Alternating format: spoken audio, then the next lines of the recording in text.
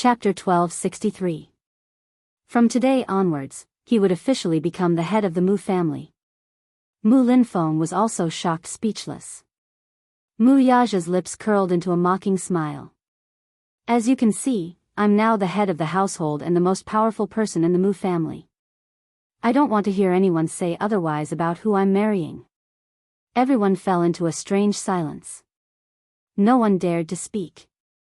Although Mu Shumin could not suppress his anger, he did not know what to say.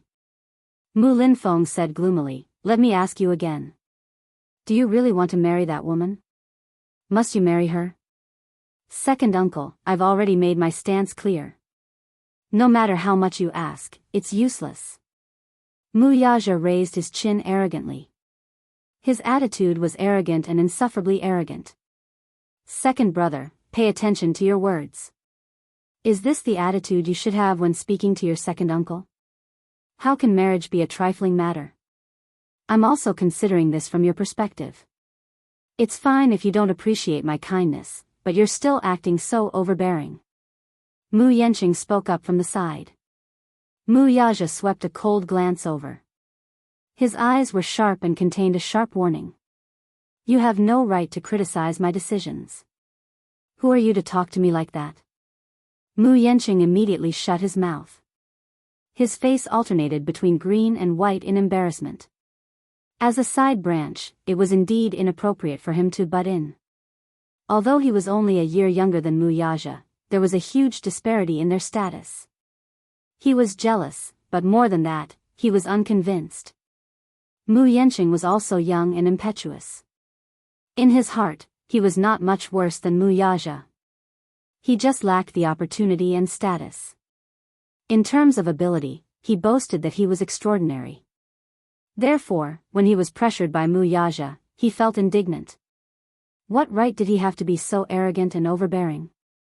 Was it just because he was the head of the Mu family now? Did he think that he was so great because he was the head of the household? Just because he's the Mu Jia's patriarch, he can overestimate himself and challenge the authority of the Mu Jia's rules?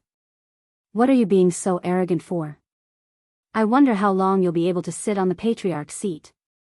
Mu Yanqing cursed fiercely in his heart. He was extremely unwilling, but he could only force a smile on his face. "Do you have any objections to this marriage?" Mu Yaja asked.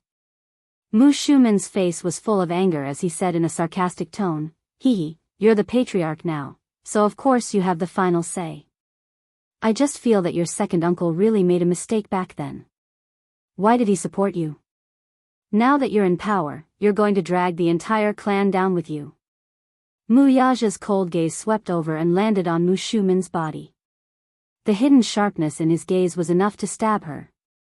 Mu Shumin was immediately enraged by his stare. "Why are you glaring at me? You don't know the immensity of heaven and earth. Do you really think that you can do whatever you want just because you're the patriarch?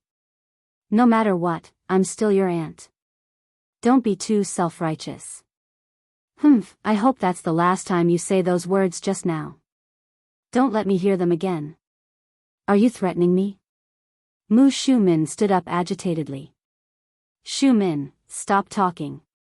Just let him go. He'll regret it sooner or later," Mu Linfeng said angrily. Chapter 1264. Sometimes, he lamented the fact that he had so many family members despite the size of the Mu family. The same blood flowed in their bodies as he did. And yet? Sometimes, these people might be your family, but they didn't seem like family at all. Everyone here seemed concerned on the surface, but in reality? They couldn't wait to find a suitable opportunity to force him to abdicate. In a family where fame and fortune were the most important things, there was no need to talk about kinship. Since they didn't give him any face, it was ridiculous to expect him to care about kinship. Mu Yaja said coldly, "Second uncle, I've never regretted my decisions." "I thought you knew me well enough." Mu Linfeng scoffed. He was clearly so angry that he could not speak. Mu Shumin said from the side, "Then what about the upcoming board meeting? Are you really going to transfer your shares to your fourth uncle?" "As long as second uncle promises me one thing, I'll cancel the shareholders' meeting." "What is it?" Mu Yaja's voice deepened. Keep your subordinates in check. Since when can an outsider order the people in the capital military district around as he pleases? Mu Linfeng's heart skipped a beat as he exchanged glances with his nephew. He understood that his nephew had seen through his intentions. Immediately, he sneered and nodded. Good. I promise you. Then, I still have something to do, so I'll take my leave first. Cancel the shareholders' meeting, and I'll leave fourth uncle's matter to you, second uncle. I don't want things to escalate to the point where I have to resort to my own means to deal with it. Mu Yaja stood up and walked to the door. Suddenly, he stopped and turned around slowly. However, I still have something to warn you all. He turned around and swept his gaze across the crowd as he enunciated each and every word clearly. If anyone dares to lay a finger on them under my nose, don't blame me for being rude. With that, he strode away without looking back. After the door was slammed shut, Mu Shumin was so angry that he trembled all over. He stood up agitatedly and pointed in the direction Mu Yaja left, his face red with anger. Mu Linfeng sat at the side in silence. Mu Yaja, on the other hand, had thoroughly disappointed him. This brat, it seems that after becoming the Mu Jia's patriarch, he doesn't know the immensity of heaven and earth. His wings have hardened and he has the ability to fly. A few senior people sat at the side with cold faces, causing the temperature in the huge office to drop to the extreme in an instant. Mu Yanqing was so angry that his face turned white. After being humiliated by Mu Yaja just now, it was hard for him to vent his anger. He turned to accuse Mu Linfeng. Second uncle, I don't mean to say anything bad about him, but this brat is too disrespectful. That's right. Yaja's performance today was truly chilling. Previously, because second brother had promoted him, I had always thought highly of him. Why is it that now, her temperament is quite unreasonable? This woman is really a scourge if we leave her alive. Second uncle, look, some time ago, he actually went to the Song family to seek revenge for this woman. Now that the Song family is here to complain, where is the Mu family's face? Sigh, that woman really has some tricks up her sleeves. I don't know what she's capable of, but she's actually leading him by the nose. What a scourge. Chapter 1265. What should we do now? Don't tell me we're really going to let Yaja marry that woman? That's one more thing to do. The Mu family has always been in favor of marriage between families of equal social status. That woman isn't of equal social status, and she's not even chaste. Is she even worthy? Mu Shumin snorted at his uncle. Second brother, what do you say? Are you really going to watch him fool around and not do anything about it? What can I do? I've already said and tried to stop him, but he just won't listen. What's the use of that? I admit that Yaja has been in the Mu group for so many years, and he has indeed contributed a lot to the company's development. However, that doesn't mean that he can do whatever he wants just because he has achieved so much. Mu Linfeng muttered, that lad's achievements are immeasurable, and I'm very satisfied with him. For him to be able to sit on the patriarch's seat, he deserved it. The only thing that displeases me is that he's too stubborn, just like his father. I've always thought that he's a cold person who knows his limits in everything he does. I just didn't expect him to lose his sense of direction after falling in love. That woman seems to be someone who can't be underestimated. To be able to charm that lad to such an extent, he. Mu Linfeng sneered. Young man, it's not good to be too arrogant. You'll eventually lose out in the vanity field. Yaja is arrogant by nature. He's a little too arrogant. Mu Linfeng interrupted these people's condemnation. However, that lad's capability is obvious to all. Who doesn't make mistakes in their life? Who can pat their chest and say that they've never made a mistake in their life? Forget it. Forget it? Mu Shumin was a little agitated. Second brother, what do you mean by forget it? Are you really not going to do anything about this? Now's not the time. Yun Shishir, that woman, must not be left alive. I'll deal with her sooner or later, but now's not the time. What do you mean? Everyone was confused. Mu Linfeng said casually, since he insists on marrying her, we can only smooth things over. After a while, I'll arrange a clean identity for her so that people won't laugh at the Mu family. This was the only thing he could do. Mu Shumin was so angry that his blood boiled. Clearly, he could not accept Mu Linfeng's decision. I don't agree. Shumin, listen to me. Mu Linfeng's tone was unyielding. Mu Shumin had no choice but to swallow his protest and remain silent. Mu Yanqing said from the side, second uncle, sometimes you're really biased. How is second brother better than me? If you had supported me in the past, I would have obeyed your orders, no matter how big or small, like an imperial edict. I wouldn't have disobeyed you in the slightest. Look at him now, he's actually giving you face. How infuriating. Anger flashed across Mu Linfeng's face as he coldly rebuked, how dare you? It's not up to you to judge what I do. You still have the cheek to say that. Since you were young, second uncle has never mistreated you. What did you do, though? You keep saying that you're not inferior to him in any way. What about the reality? The difference between you and Yaxia isn't just a little bit. Yaxia is more capable and outstanding than you. If you were half as capable as him, you wouldn't be like this now. Isn't it because he's the legitimate son and I'm a concubine's son? Mu Yanqing grumbled, feeling wronged. Chapter 1266. Yaxia is still young. Sometimes, he doesn't know any better and will inevitably take the wrong path. I'll try to persuade him when the time comes. If it really doesn't work, we'll come up with another plan. Shumin, what you said today was too extreme. It won't do you any good to anger him. He paused for a moment before saying with a frown, I know what he's capable of doing. That's why you should know your limits when you speak to him in the future. Got it, second brother, Mu Shumin reluctantly agreed. After that, Mu Linfeng made a call to the military. Mu Lianjue's men were all deployed from the military. In other words, his every move was under his nose. He was aware of this matter, but he did not do anything because, as Mu Yaxia had expected, he wanted to use his brother to get rid of Yun Shishir, who was in his way. Unexpectedly, Mu Yaxia's attitude toward this was unexpectedly firm.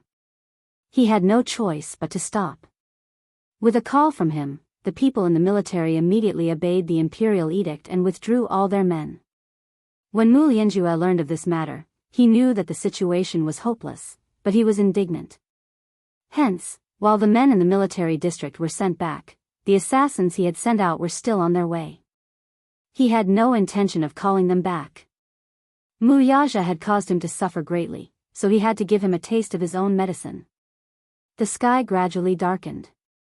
Yu Yu sat on the mountaintop, bored to death. Zhao Linghua was still chattering in his ear, but he chose to automatically block her. She did not seem to have any intention of stopping. Yu Yu finally could not hold it in any longer. Aren't you tired? What? Aren't you tired of talking all the time? She stuck her tongue out and smiled. Now that you mention it, I'm a little thirsty. Thus, she pulled his hand. Let's go, I'll bring you to quench your thirst. Yu Yu was reluctant, but she was too strong for him to do so. She jogged happily with him and came to a mountain pass. Walking down a long flight of stone steps, Yu Yu suddenly saw a jade-green color. His curiosity was piqued. He raised his head and looked around. At the foot of the mountain, there was a green mountain spring. It was a natural spring. At a glance, it was green and clear, so clear that the bottom could be seen. Let me tell you a secret. The spring water here is called Holy Mother Spring. The spring water is very, very sweet. You can drink it directly. Every household in the village drinks the water from here. Yu Yu was surprised. You can drink it directly? He couldn't be blamed for feeling strange. Nowadays, in the city, the pollution was getting worse day by day. Not to mention the spring water, even the small rivers were horribly polluted, and the stench was overwhelming. Although the government had spent a lot of money to clean up the environment, there were no results. The smog was getting heavier and heavier. The river water was also getting more and more turbid. In his entire life, this was the first time he had seen a spring that was so clear and green. Lingling walked to the side of the spring, scooped up a handful of spring water, leaned her face in, and drank a big mouthful. When Yu saw this, he imitated her and scooped up a handful of water to taste. It was indeed sweet. Isn't it very sweet? Lingling asked triumphantly. Yu nodded and drank a few more mouthfuls. Apart from the sweetness, the spring water slid down his throat. That taste was very satisfying. Chapter 1267. Let's go. It's getting late, let's go back for dinner. Yu could not help sighing inwardly. Time was passing so slowly. He wished that tomorrow would arrive sooner so that he could contact his family and return home as soon as possible. It would be great if he could grow a pair of wings. He could then fly back to his mommy's side. As he lamented, Yu and Lingling returned to the Zhao family's house. Dinner was ready. Yu glanced at the table. The dishes were simple and plain, but they were all homegrown vegetables and rice. Sometimes, he envied such a peaceful and simple life. Yu lamented again. After thanking Zhao Xianxia and Li Ru, he picked up his bowl. His eating posture was so elegant that it was truly astounding. Li Ru could not help praising, "Ah Jun, look, the children in the city are indeed different. Look at his eating posture, he's just like a young master, so elegant and polite." With that, she did not forget to admonish Lingling and Daodu. "Look at you too, you should learn more from him." Lingling stuck out her tongue indignantly and buried her head in eating. After finishing his meal, Yu put down his bowl and chopsticks and thanked them again. "Thank you, Uncle and Auntie, for preparing such a delicious dinner for me. I'll remember your kindness when I get home." "Hey, child, why are you being so polite?" Li Ru's heart was filled with sweetness when she heard this. Yin Tianyu was serious about this, though. His mommy had taught him since he was young that he should remember the kindness of a drop of water. When he got home, he would think of a way to repay this family handsomely. At night, there were only a few small rooms in the Zhao family's house. Usually, Daodu and Lingling slept on the same bed. Now that Yu was here, they could only suffer and squeeze together with the three children. Yu was not used to beds. The Zhao family's bed was especially hard, so he did not sleep well. He tossed and turned in bed and only fell asleep in the middle of the night. In the middle of the night, Yu was half awake when he suddenly heard a commotion outside the door. Yu was awakened by the noise and saw Li Ru running in with her hair disheveled. Without saying anything, she picked up one child in each hand and woke Lingling up. She lowered her voice and said, "Lingling, wake up. Come with me." Lingling had a confused look on her face. She was half awake, but she subconsciously listened to Li Ru and ran behind her. Li Ru carried Yu and Daodu in each of her arms while Lingling followed behind her. She ran up the mountain with the three children in tow. What happened? Lingling followed behind Li Ru, panting heavily. She rubbed her sleepy eyes with one hand, obviously confused. Just now, in the middle of the night, she suddenly heard the courtyard door outside her house being kicked open. She immediately got up from the bed and rushed to the door with Zhao Xianxia, only to see a few men in black walking in. Their first words were, "Where's the child?" "Child?" Li Ru did not understand. "What child? Who are you? Don't play dumb. Hand over the child you saved today." They followed the trail all the way here. Just as they arrived at the village, they heard that this family had saved a child from the mountains. The child was about 7 or 8 years old and was covered in blood. They were certain that this child was the one they were looking for. Zhao Xianxia immediately realized that these people did not come with good intentions, so he quickly ordered Li Ru to take the child and escape from the back door, leaving him alone to deal with them. Chapter 1268. Zhao Xianxia immediately realized that these people were not friendly, so he hurriedly instructed his wife to run from the back door with the children, leaving him alone to hold them off. The woman, who was flustered, did as she was told. She ran to the room with her hair disheveled. Carrying Yu Yu in one hand and Daodu in the other, she woke Lingling up and ran out from the back door with the 3 children. There was a very secluded mountain path at the back door of the Zhao residence, which led up the stairs. At this time, it was dark and windy. The night wind in the mountain forest was especially strong. It whistled like a knife, stinging one's cheeks. Li Ru ran in a panic, not knowing how far she had run with the children in her arms.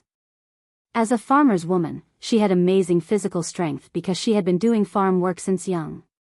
Yu Yu and Daodu were very thin, so they did not weigh much in her arms. Lingling, on the other hand, was still young. After running a few miles on the mountain path behind her, she staggered and became a little unsteady. "Ah Ma. Ah Ma, what's wrong? What happened?" Lingling shouted in panic as she ran behind her. Even if her heels were sore, she did not stop running. Yu Yu remained silent throughout the journey.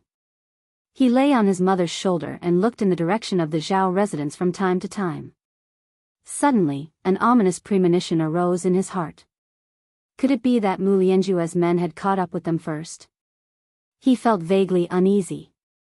His small hands clenched tightly into fists, and his palms were wet with sweat. Li Ru led them to a secluded temple on the mountain.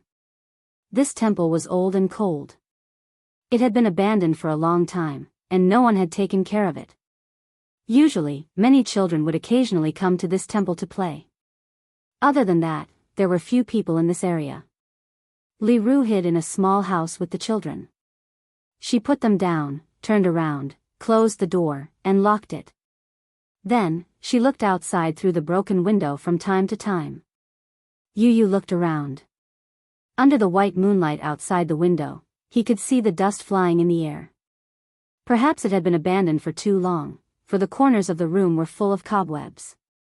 The table was crooked and had fallen to the side, missing an arm or a leg.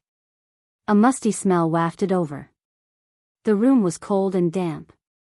Ling Ling, who was barefooted, was shivering from the cold. She walked behind Li Ru and gently tugged at her clothes. "Ah Ma. It's so dark here, I'm scared." "Shoo. Don't make a sound." Li Ru reprimanded him sternly, and then looked outside the house vigilantly. Yu Yu curled up in a corner, her mind racing. He didn't know what had happened, but when he was half awake, he vaguely heard a gunshot and a fierce kick on the door. Then, Li Ru ran in with her hair disheveled. Without saying a word, she carried him and Lil P and ran to the back room. He guessed that something must have happened. Yu Yu pursed her lips and looked up at Li Ru, only to see that she was still in shock. Her chest was heaving up and down violently, and her eyes were filled with fear. He walked over and placed his little hand gently on her shoulder. This small action seemed to have given her a dose of reassurance. Only then did Li Ru's emotions ease up a little. "Auntie, what happened?" Chapter 1269. In an instant, all her fears collapsed. She burst into tears. "I don't know, either. I really don't know what happened. Your uncle told me to bring you guys away first, so I didn't think much about it." She then gave him a rough account of the situation. Upon hearing this, Yu Yu guessed that the assassins sent by Mu Lianjue had caught up with them. "Auntie, why didn't you tell me earlier?" Yu Yu looked at her with a complicated gaze. "Their target is me. There's no need to implicate you guys." In his heart, he felt grateful and guilty toward Zhao Shengjuan. Those people wanted them to hand over the child, so Yu Yu was certain that they were here for him. In fact, as long as Zhao Shengjuan handed him over, they would not be implicated. Yu Yu did not want to implicate the innocent, nor did he want to sacrifice unrelated people. Hence, he stood up and walked toward the door. Li Ru pulled him back. "Where are you going?" "Those people are here for me." Yu Yu replied in a low voice, "If I go back now, Uncle will be safe. Otherwise, I'm afraid that something will happen to him." "No. It's too dangerous for you to go back. They all had guns in their hands now. It's too dangerous." Li Ru insisted on not going back. She was not cultured, but her nature was simple and honest. She was very kind. She could not watch such a young child put himself in danger. Don't worry, your uncle will be fine. He'll be fine. Li Ru kept repeating these words as if she was hypnotizing herself. She kept consoling herself. Yu Yu felt especially upset. In his heart, he only hoped that Zhao Shengjuan would be safe and sound. Lingling and Lil Pi were huddled together helplessly, shivering from the cold. She had no idea what was going on, and her eyes were filled with fear.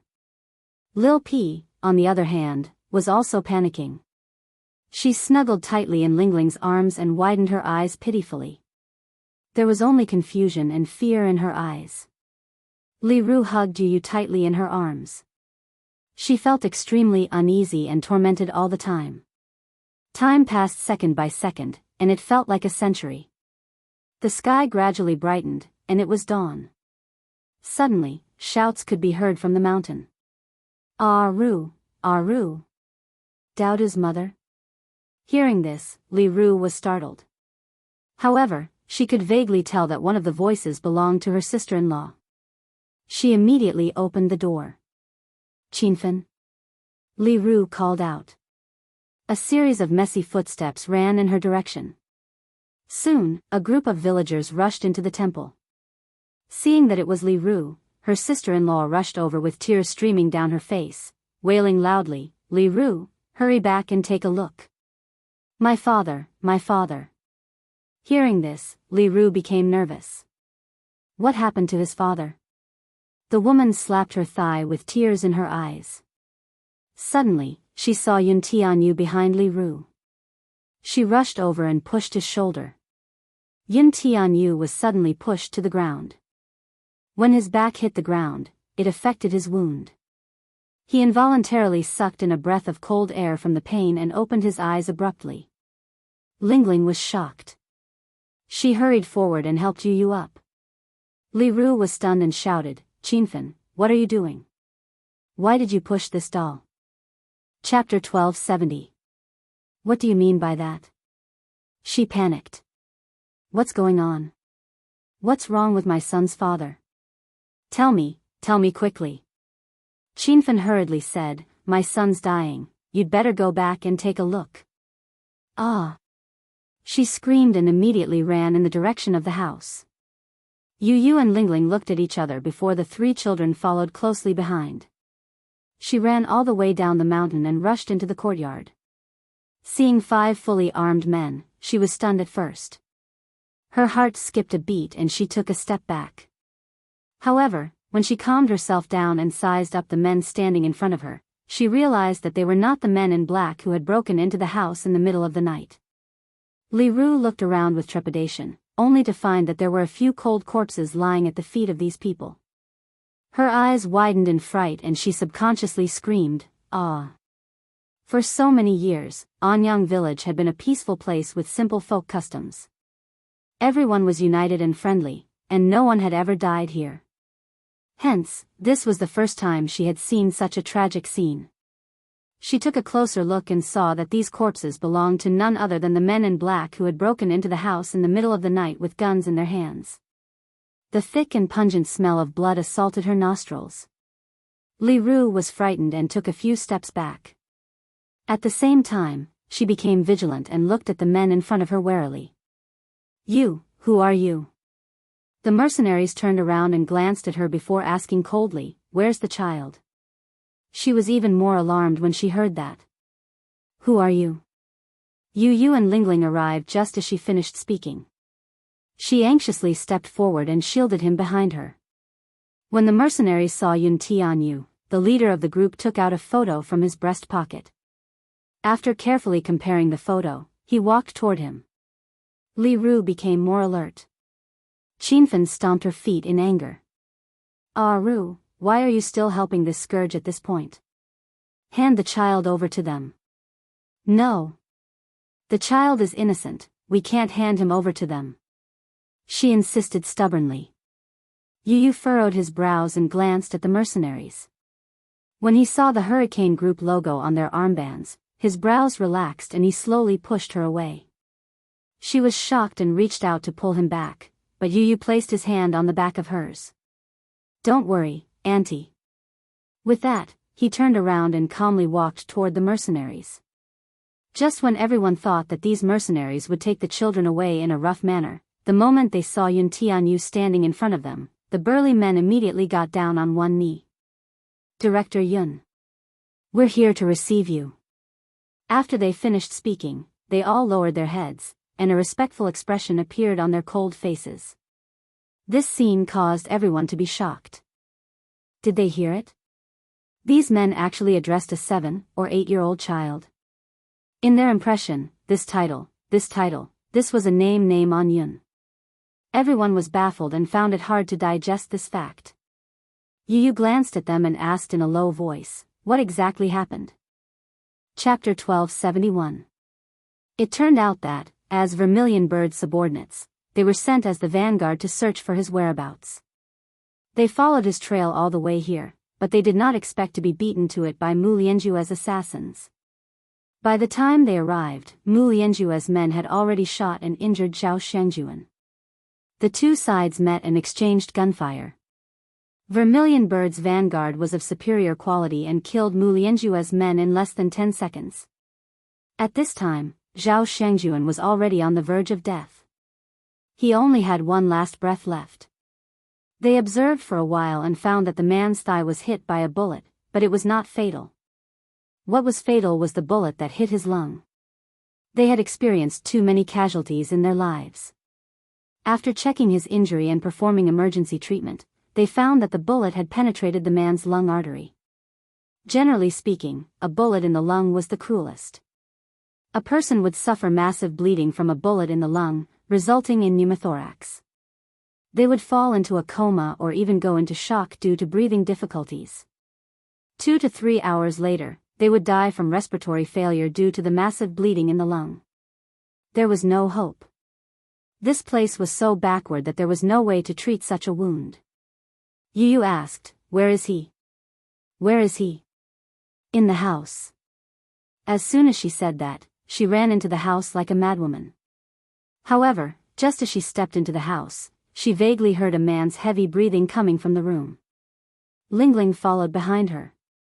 The mother-daughter pair rushed into the room, only to be stunned when they saw Zhao Shangjuan lying on the bed and convulsing all over. They were stunned for a few seconds.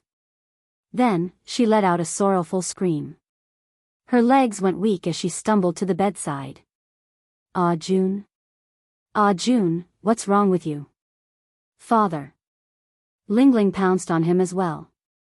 She held the man's face in her hands, only to see that his eyes were rolled back and blood was foaming at the corner of his mouth while his breathing was rapid. He seemed to be dying. This realization was undoubtedly the end of the world for her. She felt as if she was about to be drowned out by an overwhelming fear. It was as if the sky was about to collapse. Zhao Linghua didn't know what had happened. She didn't know why Zhao Shangjuan was injured, but seeing him constantly coughing up blood, she knew that this was a bad sign. She was so scared that she opened her mouth and began to cry. "Father! Father, what's wrong with you? Father!" Amid Lingling's sorrowful cries, Li Ru's body swayed. She almost blacked out and fainted. She held on to the bed, still unable to calm her emotions. She did not know any medical knowledge, but looking at Zhao Shangjuan's condition, she knew that it was over. He could not be saved. Li Ru's heart was filled with grief. She threw herself onto Zhao Shangjuan and burst into tears. Li Ru and Zhao Shangjuan had always been very loving. The two of them were introduced to each other by their families. Li Ru admired Zhao Shangjuan's honesty, and Zhao Shangjuan loved her very much. She had also imagined countless scenes of life and death, but she never thought that one day, she would lose him under such circumstances. The most painful thing in the world is the separation of life and death. Chapter 1272. Yu and Lil P rushed into the house and smelled the pungent smell of blood. He walked to the bed and saw the blood on the man's lips. He was stunned. Li Ru was on the verge of breaking down. She hugged Zhao Shangjuan's shoulders tightly and cried. Lil P surrounded Zhao Shangjuan and their eyes were red. Yu, who was standing at the side, could not bear it and instantly felt extremely guilty. Daoist glanced at him all of a sudden. He took a step forward, clenched his fists, and punched Yu Yu's body. "Give me back my father. Give him back to me, give him back to me." Lil P cried and punched him. He was so weak that it was pathetic. Yu Yu did not dodge. He was also very sad. Even he did not expect this to happen. How did this happen? Yu Yu mumbled in confusion. "It's all your fault. It's all your fault." Lil P collapsed on the ground and wailed. He rubbed his eyes and his face was wet with tears. Li Ru and Lil P were also in tears.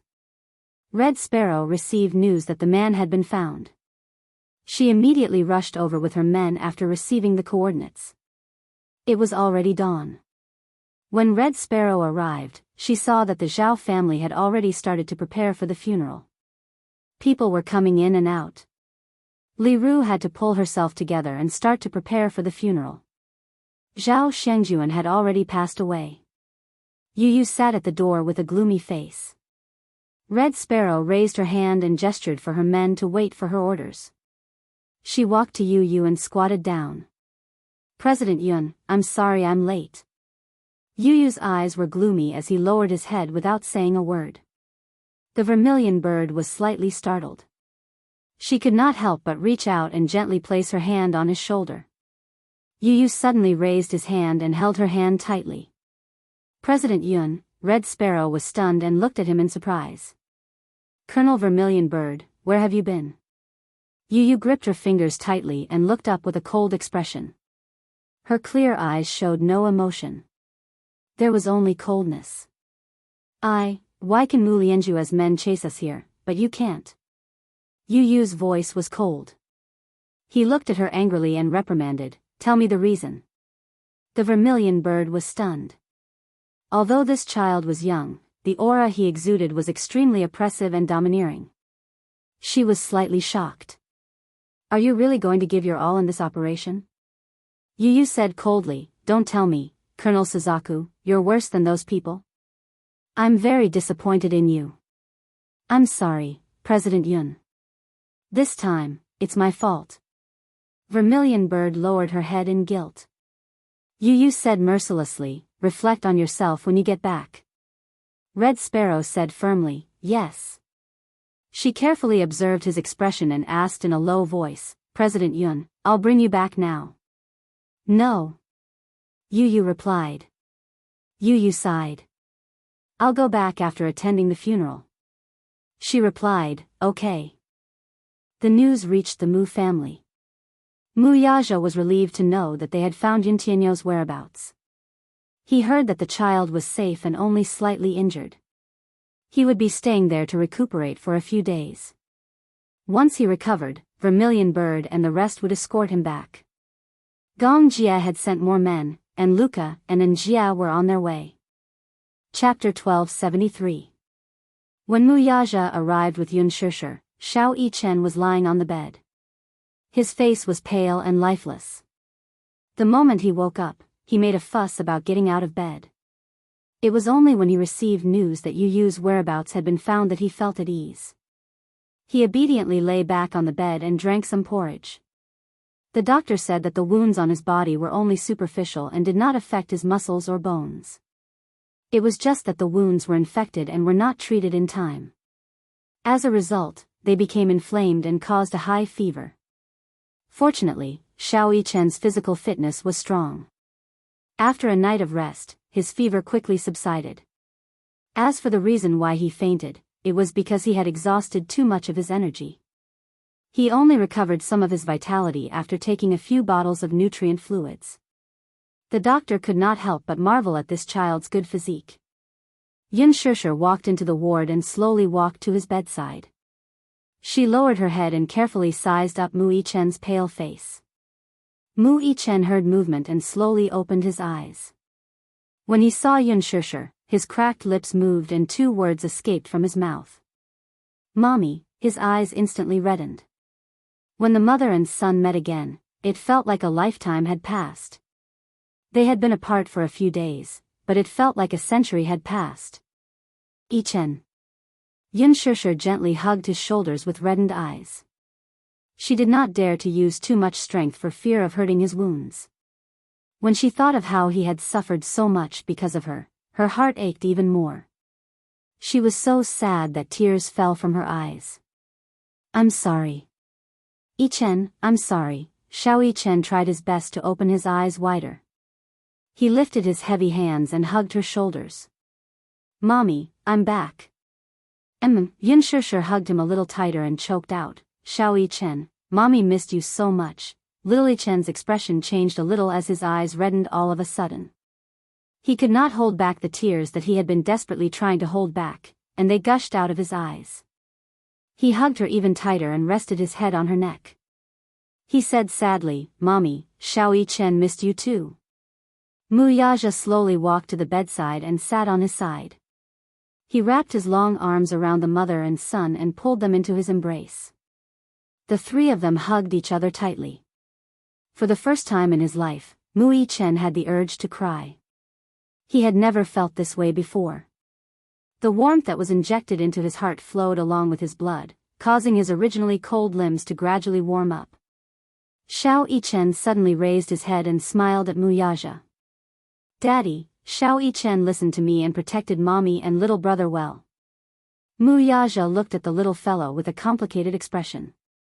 He looked at his pale face. He did not know what the two children had gone through along the way.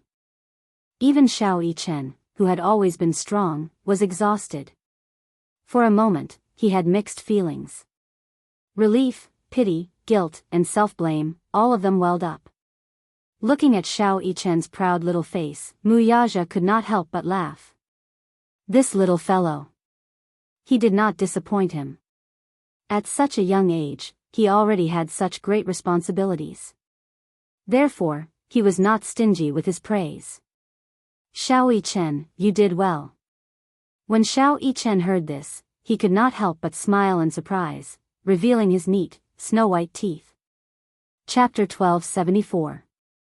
Daddy rarely praised him. No matter what he did, he rarely received Daddy's approval and praise. This was just a few pieces, but it was undoubtedly the highest praise for him. Xiao Yichen was greatly encouraged. What do you think? Wuxia's eyes flashed with a smile, but his gaze was full of admiration and approval. Yichen's face couldn't help but turn slightly red. To him, Wuxia's praise was the highest praise for him. In his heart, he felt a little bit of a sense of accomplishment because he received Wuxia's approval. Daddy, this is what I should be doing. Protecting Mommy is also my responsibility, isn't it? He licked his dry lips and suddenly smiled as he said that. Wuxia couldn't help but reach out and ruffle his hair lovingly. The warmth from his palm was so real. Yichen was extremely greedy for this warmth and closed his eyes contentedly. Daddy, Mommy, when are we going to bring little brother home? Yun Shishir gently rubbed his little hand and gently coaxed, when you're better, we'll bring you home together, okay? Yichen immediately said, I'm already better, there's no problem. I can get out of bed and walk around. Yun Shishir didn't know whether to laugh or cry. She reached out and scratched his upturned nose bridge with her finger. She rebuked, little idiot, you're so badly injured. You should rest in bed for a few more days, okay? Mommy will accompany you. Yichen was a little happy. When he heard that Yun Shishir wanted to accompany him, his face couldn't help but turn red. He was a little shy. At the same time, it was a dreamlike surprise. Growing up, he didn't lack for anything. Basically, no matter what he wanted, he could have it all with just a word. As the future successor of the Mu family, he was born with a golden spoon in his mouth. Since then, he had been doted on by everyone. Everyone in the Mu family revolved around him. Naturally, he didn't lack anything. If he had to say what he lacked, the only thing he lacked was companionship. Sometimes, he really envied children of the same age who could have so much companionship. When he first entered kindergarten, Yichen had to admit how jealous he was when he saw the children running towards their parents who had been waiting outside the school for a long time and throwing themselves into their arms. Every time this happened, he would imagine when he would be able to see his daddy and mommy standing together at the school gate, patiently waiting for him. But every time, he was greeted by a cold car. What he wanted was the company of his parents. For ordinary children, the company of their parents was often very simple and easy to obtain. However, for someone of his status, this request seemed so extravagant that he could only look forward to it. In fact, every time he received those expensive gifts, he wanted to throw them on the ground and tell his daddy, "This is not what I want. What I want is for you to accompany me. Even if it's just a little bit of time every day." His biggest wish was that his daddy could spend more time with him every day, just a little bit more. Although this thought was a little greedy, it was his most sincere wish. However, it was different now. He had a mommy. Mommy would accompany him and patiently care for him by his bedside. She would peel fruits for him, cut them into small pieces and patiently feed them to him. Chapter 1275. A child's world was so simple. What they wanted was usually very simple. At the thought that his mommy would be by his side for the next few days, Mu Yichen's heart leaped with joy. He even felt that it was quite worth it to get such treatment in exchange for all his injuries. When he thought about how he had gotten injured in the past during the special training camp and how he had pulled through in the end, he really felt a little pitiful when he thought about it. Sometimes, this daddy of his was really lousy. Mommy is still the best. As he thought about this, he couldn't help but put his thoughts on his face as he snuggled up in Yunshusher's arms. At the same time, from the corner of his eye, he lightly glared at Wuxia, as if to say in disdain, "Mommy still loves me the most." After saying this, he didn't forget to stick out his tongue at Wuxia provocatively. Yunshusher didn't know whether to laugh or cry, but she couldn't help pinching his cheeks. This kid had only been with Yu for a short period of time, but he had also become so clever. In the past, no matter what, he would never have said such a thing. Mu Yichen beamed with joy and hugged Yunshusher tightly, completely ignoring Wuxia. Wuxia felt that he had been left out. This kid. Wuxia chided in his heart, but in the end, from the bottom of his eyes, there was a rare doting and playful look that was rarely seen. The most bland happiness was nothing more than this. He thought in his heart. Mu Yichen suddenly thought of something and his good-looking brows suddenly raised slightly. He lifted his little face and whispered into Yunshusher's ear, "Mommy, when are you going to give birth to a younger sister for me?" When these words entered Yunshusher's ears, her face immediately flushed red. She pursed her lips, obviously a little shy. Mu Yichen's question had really caught her off guard and she was completely unprepared. Wuxia didn't hear what Mu Yichen whispered into Yunshusher's ear. He only saw her face change, as if she was a little embarrassed. Yunshusher rebuked and poked Mu Yichen's head. She laughed and said, "What are you thinking about all day long? Mommy, are you shy?" Mu Yichen looked at her, black and white eyes, bright, shining with a naughty luster. Yunshusher blushed when she heard this. Wuxia glanced at him and couldn't help but ask, "What were you whispering about?"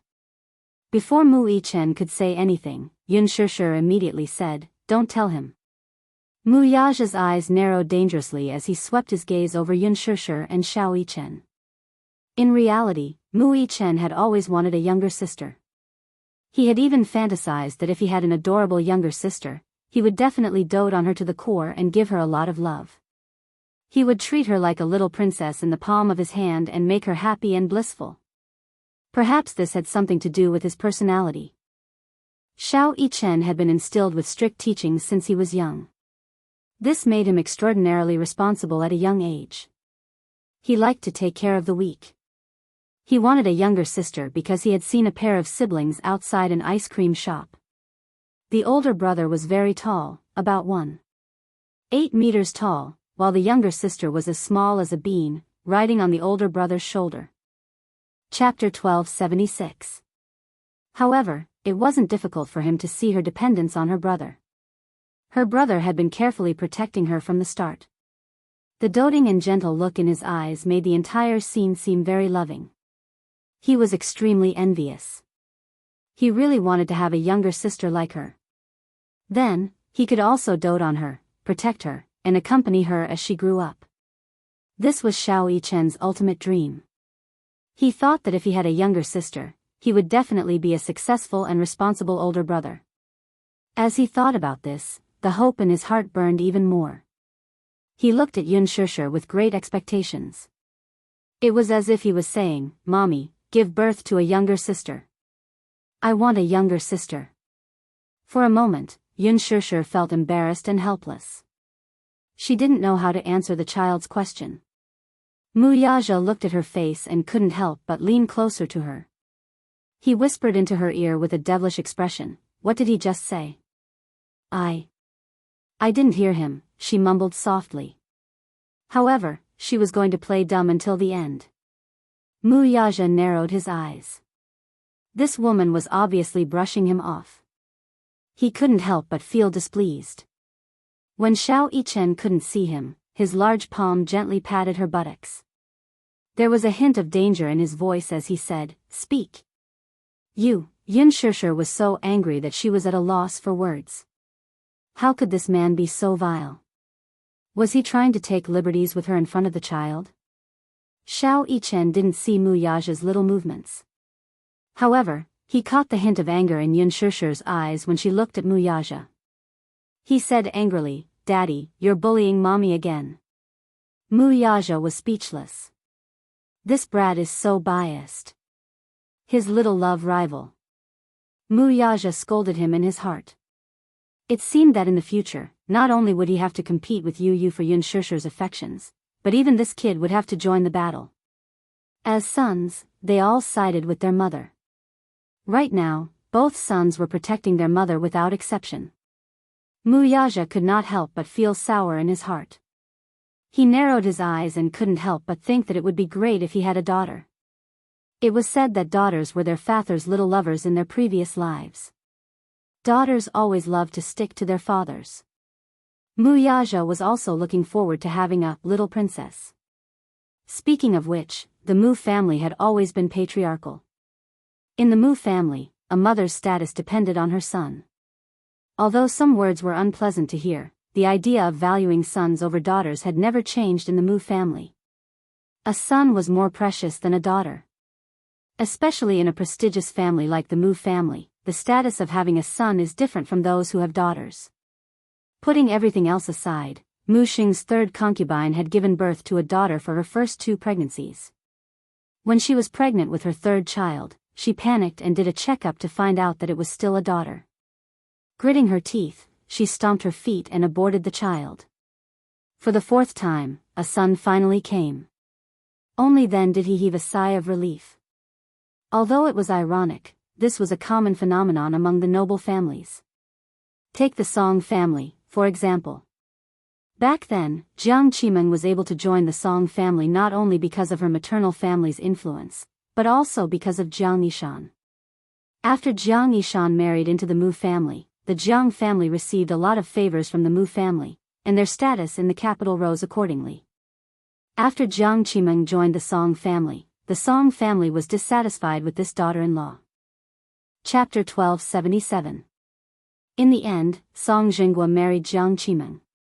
When Jiang Qimeng first married into the Song family, Madame Song said that she hoped that she could bear children for the family. When these words entered Jiang Qimeng's ears, she felt a little upset. She felt that she had become a fertility machine after marrying into the Song family. Before she married into the family, she heard that Madame Song was famous for favoring sons over daughters. Jiang Qimeng had carefully inquired about it. At that time, Madame Song said to her, "Sons and daughters are the same. They are all the blood of the Jiang family and are Jinggua's flesh and blood.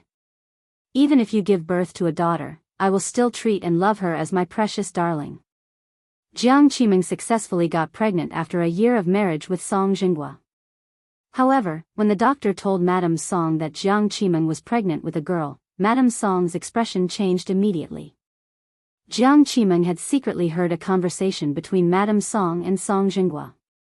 Madame Song secretly blamed Jiang Qimeng for not being able to bear a son and scolded her constantly. What was even more ridiculous was that Madame Song actually said at the end of this conversation, "Jinghua, Qimeng's stomach is disappointing. If she can't bear a son for the second time, you should take in another concubine. The Song family can't lose its roots. There are 3 ways to be unfilial, but having no descendants is the worst. Mom still hopes to carry a grandson. From then on, Madame Song's attitude toward Jiang Qimeng changed a little. When the child was born, it turned out that it was a boy. It turned out that there was a mistake in the paternity test. When Madame Song saw that she had given birth to a son, she was surprised and overjoyed. Even her attitude toward Jiang Qimeng changed a little. After having Song Yinshi as a son, Jiang Qimeng gave birth to Song Enya and Song Yinshi one after another. In addition, Wuxia especially doted on Song Enya and Song Yinshi, so the 2 sisters were so favored in the Song family. However, Wuxia did not have such old-fashioned thoughts. In his heart, he preferred daughters. When Song Yinshi was just born, he carried her in his arms. The child was so small. Her wrinkled little face was red, and her 2 little hands were grabbing his fingers randomly. She held them in her mouth and nibbled on his fingers happily. When Song Yinshi's eyebrows matured a little, she entered his eyes and received more love from him. Every time he held this squishy little ball in his arms, he would fantasize that he could also have a daughter like this. Small, soft, cute, beautiful, who liked to stick to him and play in his arms. Just thinking about it made him feel so happy. Unknowingly, this little princess complex is rooted in his heart. He always wanted a daughter, and sons as his thoughts. This was especially so when Yunshishir, with her son's protection, could not help lifting her chin and glancing at him smugly. In his eyes, it was obvious that she was flaunting. The idea of having a daughter became even more restless. "Was Song's," he told her. Two's families of all of this Song family. This sentence made Yunshishir's face look even more familiar. This father and son pair, she simply didn't know what to say. One of them said, "Give me a sister." The other said, "Let's have a daughter." The father and son were the same. How could they have a daughter just because they wanted one? How many people wanted to have a son but ended up with a daughter? Chapter 1278. So many people hoped for a daughter, but in the end, they gave birth to a son. Some things, the more one thought about it, the harder it was for them to come. Giving birth to a son or a daughter depended on fate. You couldn't just get what you wanted. Wuxia lowered his gaze and sized up Yunshishir's blushing face. He couldn't help but chuckle playfully and pecked her tender cheek. "Why? You don't want to?" Yunshishir said angrily, "Stop fooling around." When Mu Yichen saw the intimate scene between the 2 of them, he immediately covered his eyes shyly. However, at the same time, he didn't forget to open his fingers a little and peek through them. Wuxia snickered in his heart. This kid might look silly and adorable on the surface, but in reality, he could be very sly at times. The father and son looked at each other silently, their gazes secretly challenging each other. "Daddy, what were you whispering to Mommy just now?" Wuxia snorted coldly. His sexy lips opened and closed as he said, "It's a secret." Xiao Yichen was angry. He puffed up his cheeks and glared at him angrily. Yunshishir was amused by the confrontation between the father and son. What a pair of clowns. She thought to herself, but she also found it interesting. When Mu Yichen saw Yunshishir laughing secretly, he immediately looked at her with an aggrieved expression. "Mommy, Daddy is bullying me." Yunshishir didn't know whether to laugh or cry. "Mommy, hug." Xiao Yichen looked like he was going to pounce into her embrace. However, Wuxia suddenly leaned forward and stood in between them. He took the opportunity to pull Yunshishir into his embrace. Xiao Yichen bumped into his hard back unexpectedly. He held his forehead in pain and looked up, only to see the provocation in Wuxia's eyes. "Yunshishir." Xiao Yichen looked resentful. "Daddy. Let go of my mommy. Mommy is mine. She's mine. It's mine. Mine." Xiao Yichen glared at him angrily. Wuxia was also unwilling to admit defeat. He held Yun Shishir tightly in his arms, declaring his sovereignty to her. Yun Shishir was completely speechless. What's going on? The father and son were actually fighting over her. Yun Shishir couldn't help but feel confused. Alright, you two, stop fooling around. Yun Shishir rebuked and reached out to pinch Mu Yaja's face. And you, bullying Xiao Yichen, huh? Mu Yaja grabbed her hand and pecked her fingertips. His eyes were full of love. What's wrong? Do you feel bad?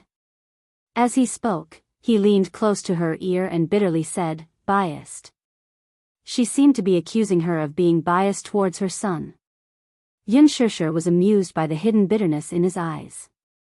Mu Yichen suddenly licked his dry lips and said pitifully, Mommy, I'm thirsty.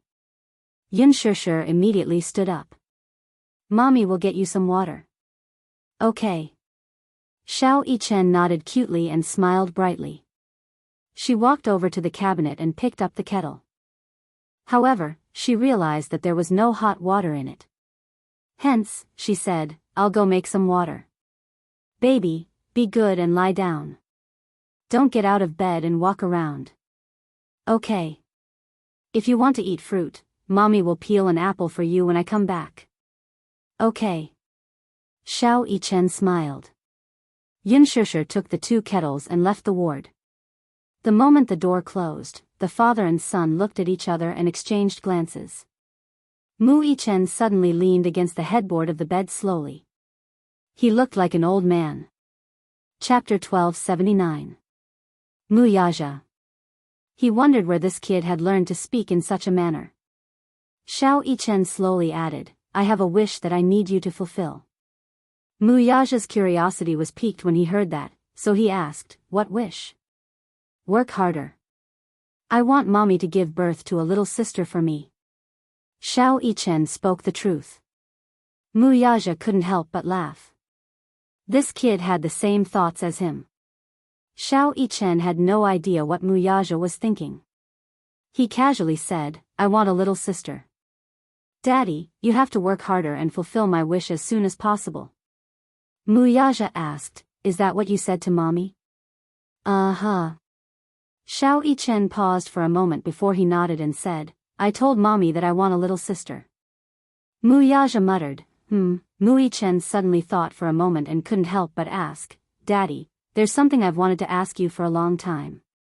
Mu Yaja glanced at him quietly and asked, what is it? Xiao Yichen chuckled and leaned forward. He smiled and asked, where did I come from? Mu Yaja was taken aback. Whether it was a child or not, they would ask this question. Why didn't he ask this question when he was young? Xiao Yichen noticed that he was silent for a long time and couldn't help but urge him. Daddy, is this a difficult question? Tell me. Tell me, tell me.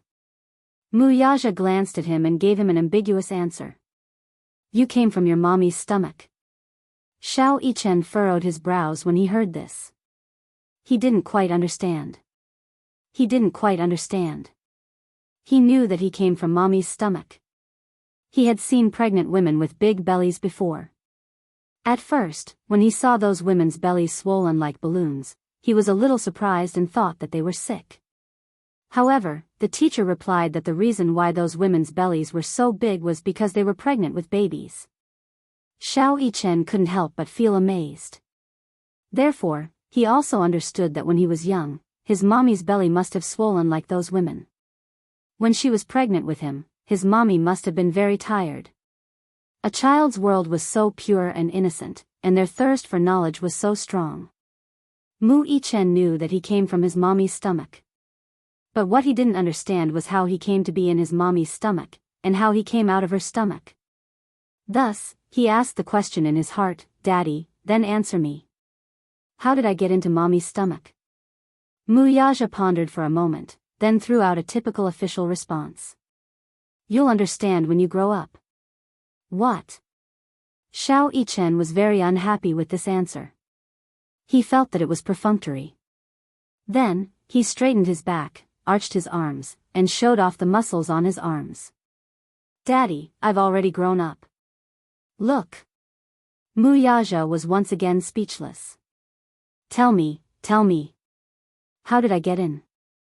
Xiao Yichen asked incessantly. Mu Yaja raised his brows, thought of a literary answer, and said mysteriously, because Daddy planted a seed in Mommy's body. Xiao Yichen widened his eyes in surprise. A seed? Yes. A seed. You and your brother are that seed. Oh. Chapter 1280. When Yunshishir returned, she saw Xiao Yichen pestering Mu Yaja and asking relentlessly, Daddy, then how did you plant my brother and I into Mommy's body? Yunshishir froze on the spot when she heard that. Her face flushed red again. She was embarrassed and annoyed as she glared at Mu Yaja angrily. She didn't know what the father and son were secretly discussing while she wasn't around. What did he mean by, planted into Mommy's body? Why did these words sound so filthy and perverted the more she listened to them? The father and son clearly didn't realize that Yunshishir had pushed open the door and walked in. They were still discussing a certain sacred topic.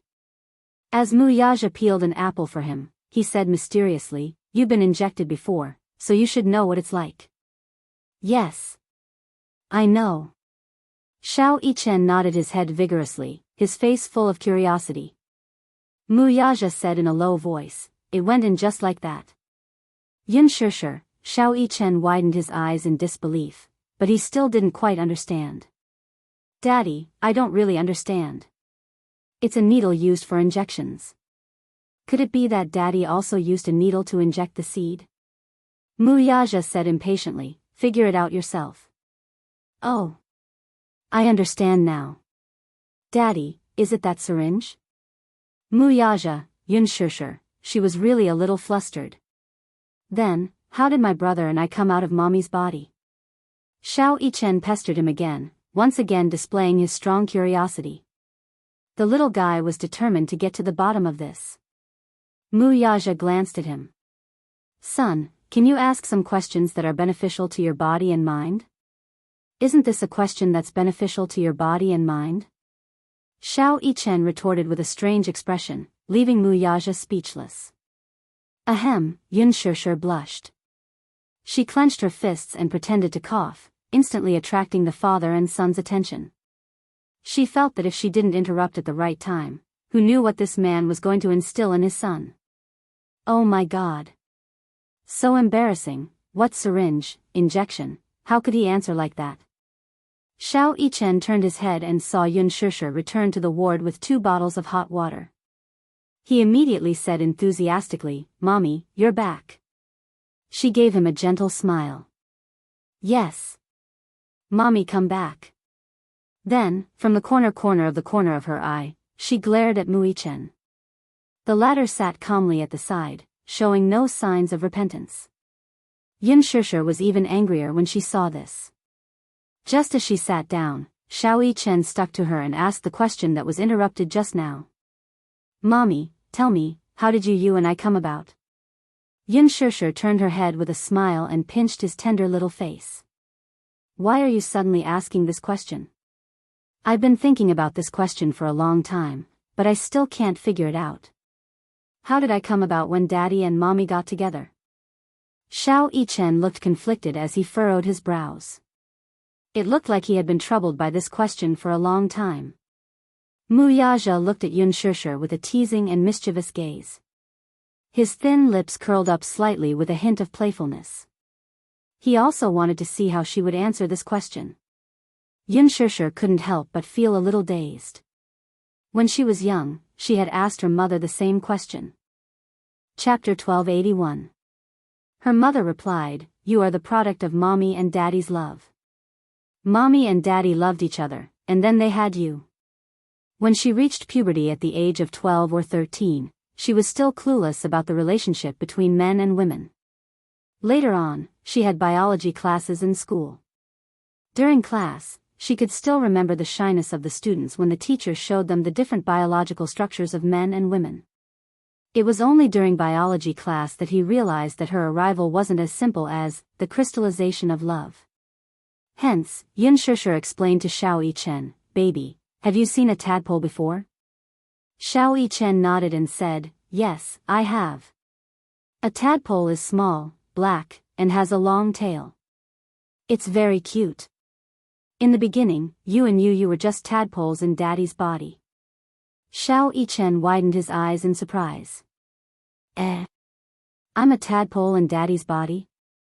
As he spoke, his curious gaze landed on Wuxia, sizing him up from head to toe. He wished his eyes could see through the man's body as he widened them so much that they could penetrate his body. Wuxia was silent. This explanation was very good. It was very vivid. Xianxia continued to explain, after Mommy and Daddy got together, the tadpole in Daddy's body swam and swam and swam into Mommy's body. As soon as she finished speaking, Wuxia couldn't help but chuckle. Xianxia blushed and flew into a rage out of humiliation. She looked up and glared at him angrily. May I ask if you have any objections to my explanation? Wuxia regained his serious expression and said, no. Xianxia covered her face in vexation. Belatedly, she also realized that her explanation was very dirty. However, in Xiao Yichen's eyes, this process was extremely profound. Although he did not fully understand what she was saying, his impression of her became more vivid and intuitive after listening to her words. Xianxia used a metaphor to explain to him how the tadpole swam into her body, grew into a baby, and was finally born. At the end of the question, Xiao Yichen was still very confused. I more or less understand everything Mommy said. Xiao Yichen is the best. Xiao Yichen suddenly threw out a very thorny question. The point is, am I not a little tadpole?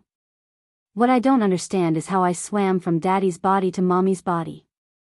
Xianxia and Wuxia were stunned. It seemed that a child's thirst for knowledge could not be underestimated.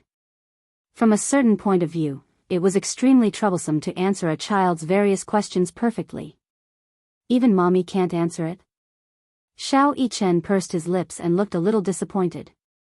Xianxia blushed with shame and said, this.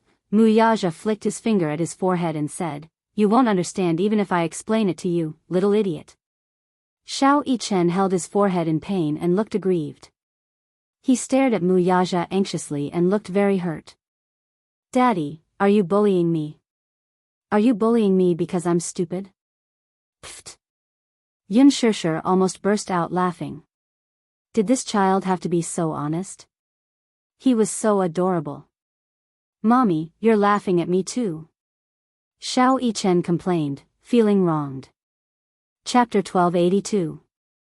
Xianxia smiled and poured Xiao Yichen a glass of water before placing it on the cupboard next to his hand. Xiao Yichen took a sip the moment he received it. The moment his lips came into contact with the boiling water, he exclaimed in surprise. It's so hot. Xianxia was shocked and quickly asked, are you scalded? Little idiot, can't you wait for the water to turn cold before drinking it?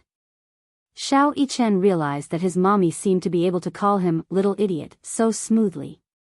Was he really that stupid? Yichen looked into the distance with tears in his eyes. Lasagna tears. Xiao Yichen was like a delicate flower. He blinked innocently and acted coquettishly at Xianxia. It's scalded in my mouth. Mommy will blow on it. He seemed to have forgotten that during his survival training in the wild, when he was trapped in the snow with no food or water, he would directly grab the snow on the ground and stuff it into his mouth, let alone boiling water. However, when it came to Xianxia, he was no longer as imposing as before. Instead, he was as soft as a delicate flower bud, making people want to love him tenderly. Xianxia immediately cupped his face in her hands and gently blew on the corner of his scalded lips. You're really scalded. Baby, does it hurt? Xianxia's heart ached. Wuxia chillingly said, he's not that delicate. When Xiao Yichen heard this, he felt even more wronged as he snuggled into Xianxia's arms. At the same time, he shot a provocative look at Wuxia. Wuxia was furious. This brat was clearly provoking him. Xianxia glared at him. Why don't you try getting scalded? You only know how to make sarcastic remarks. Wuxia was speechless. That's right. Daddy only knows how to make sarcastic remarks. He doesn't care about her at all. Humph. Xiao Yichen followed behind and fanned the flames. Mu Yaja's face turned completely cold. It was as if a layer of snow had covered his face in the middle of winter, chilling one to the bone. Suddenly, a series of slow footsteps came from outside the door. Then, the door of the ward was slowly pushed open. Mu Sheng, in his hospital gown, stood at the door. The moment the door was opened, the wind from the window blew into the huge ward and brushed against his clothes. With the wind blowing, his clothes fluttered, making him look even more frail and boneless. He narrowed his eyes slightly and looked in the direction of the hospital bed. The scene of the three people joyfully and harmoniously fell into his eyes. Mu Sheng looked at Yun Shishir unblinkingly. He did not dare to make a sound to disturb them. He only stood in a remote corner and watched quietly. He was content. He felt extremely guilty towards Yun Shishir from the bottom of his heart. This child, because of him, must have suffered a lot of grievances and hardships. If it wasn't for her, her life would have been very ordinary and peaceful. Now, however, because of him, she had suffered so much injustice. When he thought of this, he could not forgive himself. Don't even dream of getting her forgiveness. Xiao Yichen raised his head and suddenly noticed someone standing at the door of the ward. He widened his eyes and was stunned when he saw Mu Sheng standing at the door. Great Master, he called out subconsciously. Yun Shishir was stunned. She could not help but follow his line of sight and look behind her. When she saw that it was Mu Sheng, her face turned cold in an instant. Why are you here? His voice was cold and distant. It was obvious that he was very resistant to his arrival. Chapter 1283. He rubbed his hands nervously and looked at her in shame. His old and haggard face could not hide the guilt he was feeling. I'm here to see the children. Is that okay? He asked carefully. He had let go of all his arrogance and pride to appear so humble. His careful probing tone was as weak as a cicada's wing. Fear was written all over his face. He was afraid that she would heartlessly reject him. Yun Shishir looked at him coldly. Her eyes flickered and she took a deep breath, but she still took a step back. Sure. As an old man and Mu Yichen's great-grandfather, it was understandable that he wanted to come in to see the children. She had no right to stop him. Previously, her attitude towards him was all because when she saw him, she thought of the two children whose life and death were uncertain. Her heart was filled with hatred. If it wasn't for this foolish old man, perhaps the two children wouldn't have fallen into such a dangerous situation. She hated his foolishness and his blindness. She hated that because of him, her mother had passed away at a young age. She hated that because of him, she had suffered so much. However, now that she knew that the two children were safe, her hatred for him had more or less subsided. She was not a magnanimous person, but she knew very well that even though this old man had committed many mistakes and made many foolish choices in his life, he was, at the very least, Mu Yaja's grandfather and Mu Yichen's great-grandfather. However, the bond of blood was difficult to erase. Moreover, this pitiful old man had one foot in the grave. Even if she could not forgive him, she would not blame him too much, either. Seeing her consent, Mu Sheng was startled. Leaning on his cane and supported by the nurse, he slowly walked into the ward. His footsteps were heavy and slow. Perhaps his body had reached its limit, but he did not know what was supporting his weak will. He understood from the doctor that he did not have much time left and that his life was coming to an end. However, in his heart, there were still so many regrets that he could not let go of and so many knots that had yet to be untied. How could he close his eyes in peace? Therefore, when he knew that he didn't have much time left, he passed the position of the family head, which symbolized the highest authority, to Mu Yaja. He knew in his heart that he had done a lot of wrong to this grandson of his. With so much money, it would more or less make up for the mistakes he had made earlier. The nurse helped him sit down by the bed. Mu Sheng raised his head and looked at Xiao Yichen with his cloudy eyes. He did not speak, but his eyes were filled with relief. Xiao Yichen, on the other hand, had complicated feelings for Mu Sheng. His impression of the old man was that he was strict, stubborn, and even paranoid. Usually, he was serious in speech and manner, and his tone was stiff. When he looked at people, his eyes were as sharp as an eagle's, extremely piercing. Somehow, he felt that the old man was difficult to get close to. Hence, ever since they were young, he and Mu Sheng were indeed a little distant. Even if Mu Sheng wanted to get close to him, he would stay far away from him. Now, however, the little guy suddenly felt that this great-grandfather of his was quite pitiful. It was an indescribable feeling, especially when he saw the old man's eyes when he looked at Yun Shusher. There was hope, guilt, self-blame, regret, heartache, and annoyance. Chapter 1284. Mu Sheng's arrival caused the warm atmosphere in the ward to turn cold all of a sudden. Mu Yazha looked at him and asked calmly, "Grandpa, you're not feeling well. Why did you get out of bed?" Mu Sheng sighed. The high-spirited look on his face was gone. "I feel uncomfortable lying down all day, so I wanted to walk around. While I can still walk, I came to see the child." Yun Shusher was stunned, but her face remained cold and she did not say anything. These words sounded rather pitiful to the ears. Mu Yichen did not feel good when he heard this. Children were easily soft-hearted. In their naive world, they all hoped for a peaceful family and prosperity. Although he did not like this old man's stubborn and stern look in the past, looking at him now, he found him to be rather pitiful.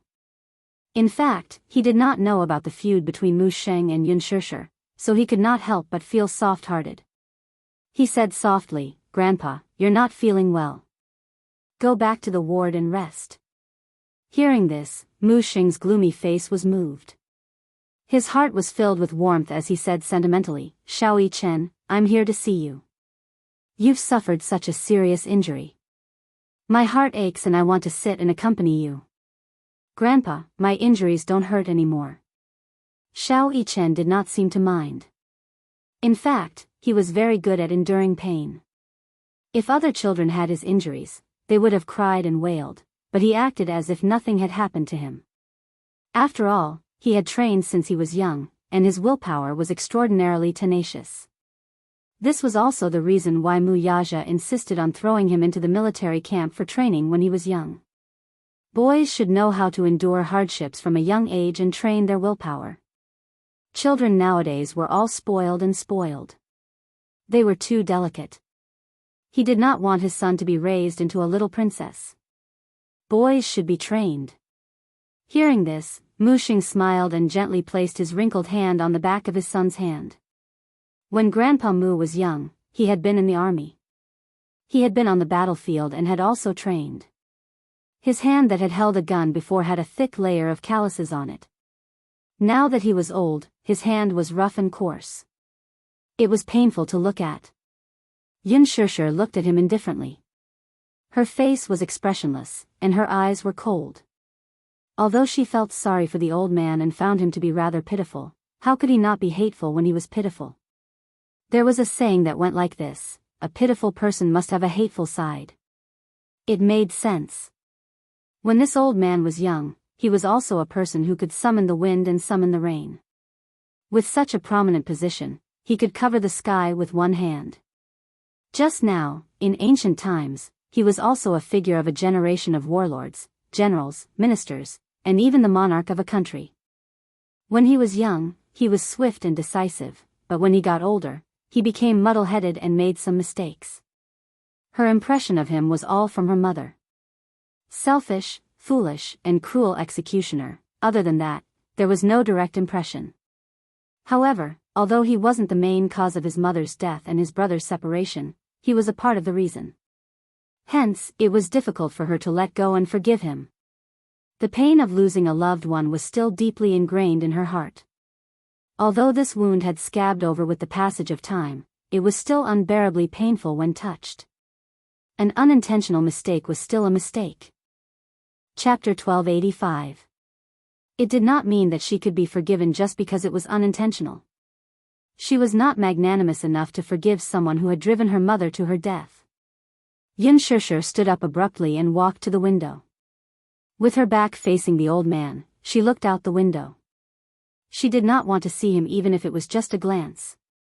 Mu Xing raised his head and looked at Yun Shishir's cold and resolute back view. His eyes were filled with grief and helplessness. He stood up and walked to Yun Shishir's side. He carefully reached out his aged hand, wanting to place it on her shoulder. However, at the thought of Yun Shishir's cold expression when she looked at him earlier, his outstretched hand froze in mid-air and he slowly retracted it. Shishir. Turn around and let Grandpa take a good look at you, okay? He pleaded in his heart. His face was miserable and his eyes were glistening with tears. Yun Shishir did not move and did not turn around. His heart was filled with misery as he pleaded again and again, Grandpa knows his mistake, it's really his mistake. Grandpa. Grandpa really doesn't ask for your forgiveness. I only ask that you give Grandpa a chance to make it up to you. Shishir. Actually, Grandpa has been so many years. With a sigh, he reached out to hold her hand. Yun Shishir dodged him out of the blue, causing his hand to miss her. The corner of his lips twitched, and his face was instantly filled with grief. Tears actually rolled down his cheeks at once. He was an 80-year-old man. In his life, he had always been resolute. He had always been stubborn and arrogant. He had never shown such a weak side before. In front of Wuxia and Xiao Chen, his face was filled with tears. He was so sad. At least give Grandpa a chance to make it up to you. Even if it's just a chance to atone for my sins, it's good enough. He pleaded again and again. His weathered voice sounded from behind her. Shishir, Grandpa knows that I've done many foolish things in my life. Grandpa knows his mistake. Grandpa is really wrong. Grandpa is old and muddle-headed. That's why I took a thief as my daughter. If you can forgive Grandpa, you can call me whatever you want. Grandpa? Yun Shishir sucked in a deep breath of cold air and turned around abruptly. Her cold eyes pierced his body fiercely. However, she laughed mockingly and sarcastically said with an expressionless face, You think you're qualified to call yourself my grandfather? The old man stared at her with widened eyes in shock. Do you know what my mother said about you? She suddenly smiled cruelly and her face turned cold. My mother said that you are a cruel executioner, a murderer who destroyed her life. It was you who destroyed her happiness. It was you who caused her to wander about in misery. She said that the Mu family was a dragon's lair and a tiger's den. She told me not to take a single step into it. She even said that the Mu family's Mu Sheng was the cruelest and most terrifying executioner in the world. You want me to forgive you? That's a big mistake. His face turned ashen at her words as he stared at her in disbelief. The emotions in his eyes fluctuated unpredictably. From the initial shock and astonishment, to the subsequent pain and disappointment, and finally, regret and heartache.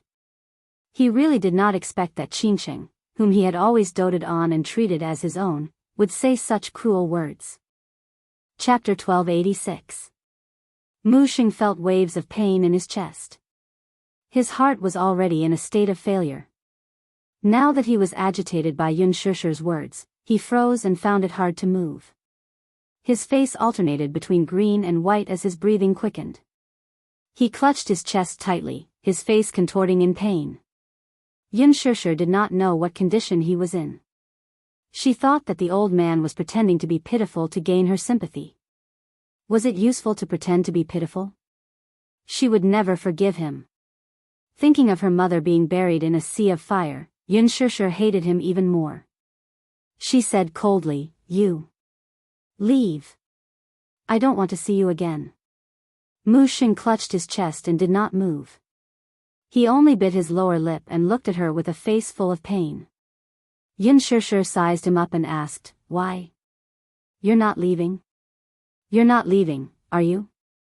After a pause, her lips twitched, and she said expressionlessly, Fine. If you're not leaving, I'll leave. With that, Yun Shishir turned around and walked toward the door. Mu Xing finally panicked.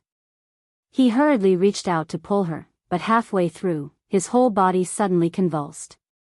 He stiffened and collapsed to the ground. Seeing this, Mu Yaja was startled. He walked forward and supported him with his strong arms. Yun Shishir turned her head when she heard the strange commotion, only to see the old man fainting from anger. Her face stiffened at once. Mu Yaja lowered his head to look at the old man with a cold face. When he raised his head and met Yun Shishir's startled gaze, he lightly reminded her, the old man's health is not good. Hence, he carried the old man in his arms and hurriedly left the ward. Yun Shishir furrowed her brows in a daze. Without thinking much, she subconsciously followed Mu Yaja's footsteps.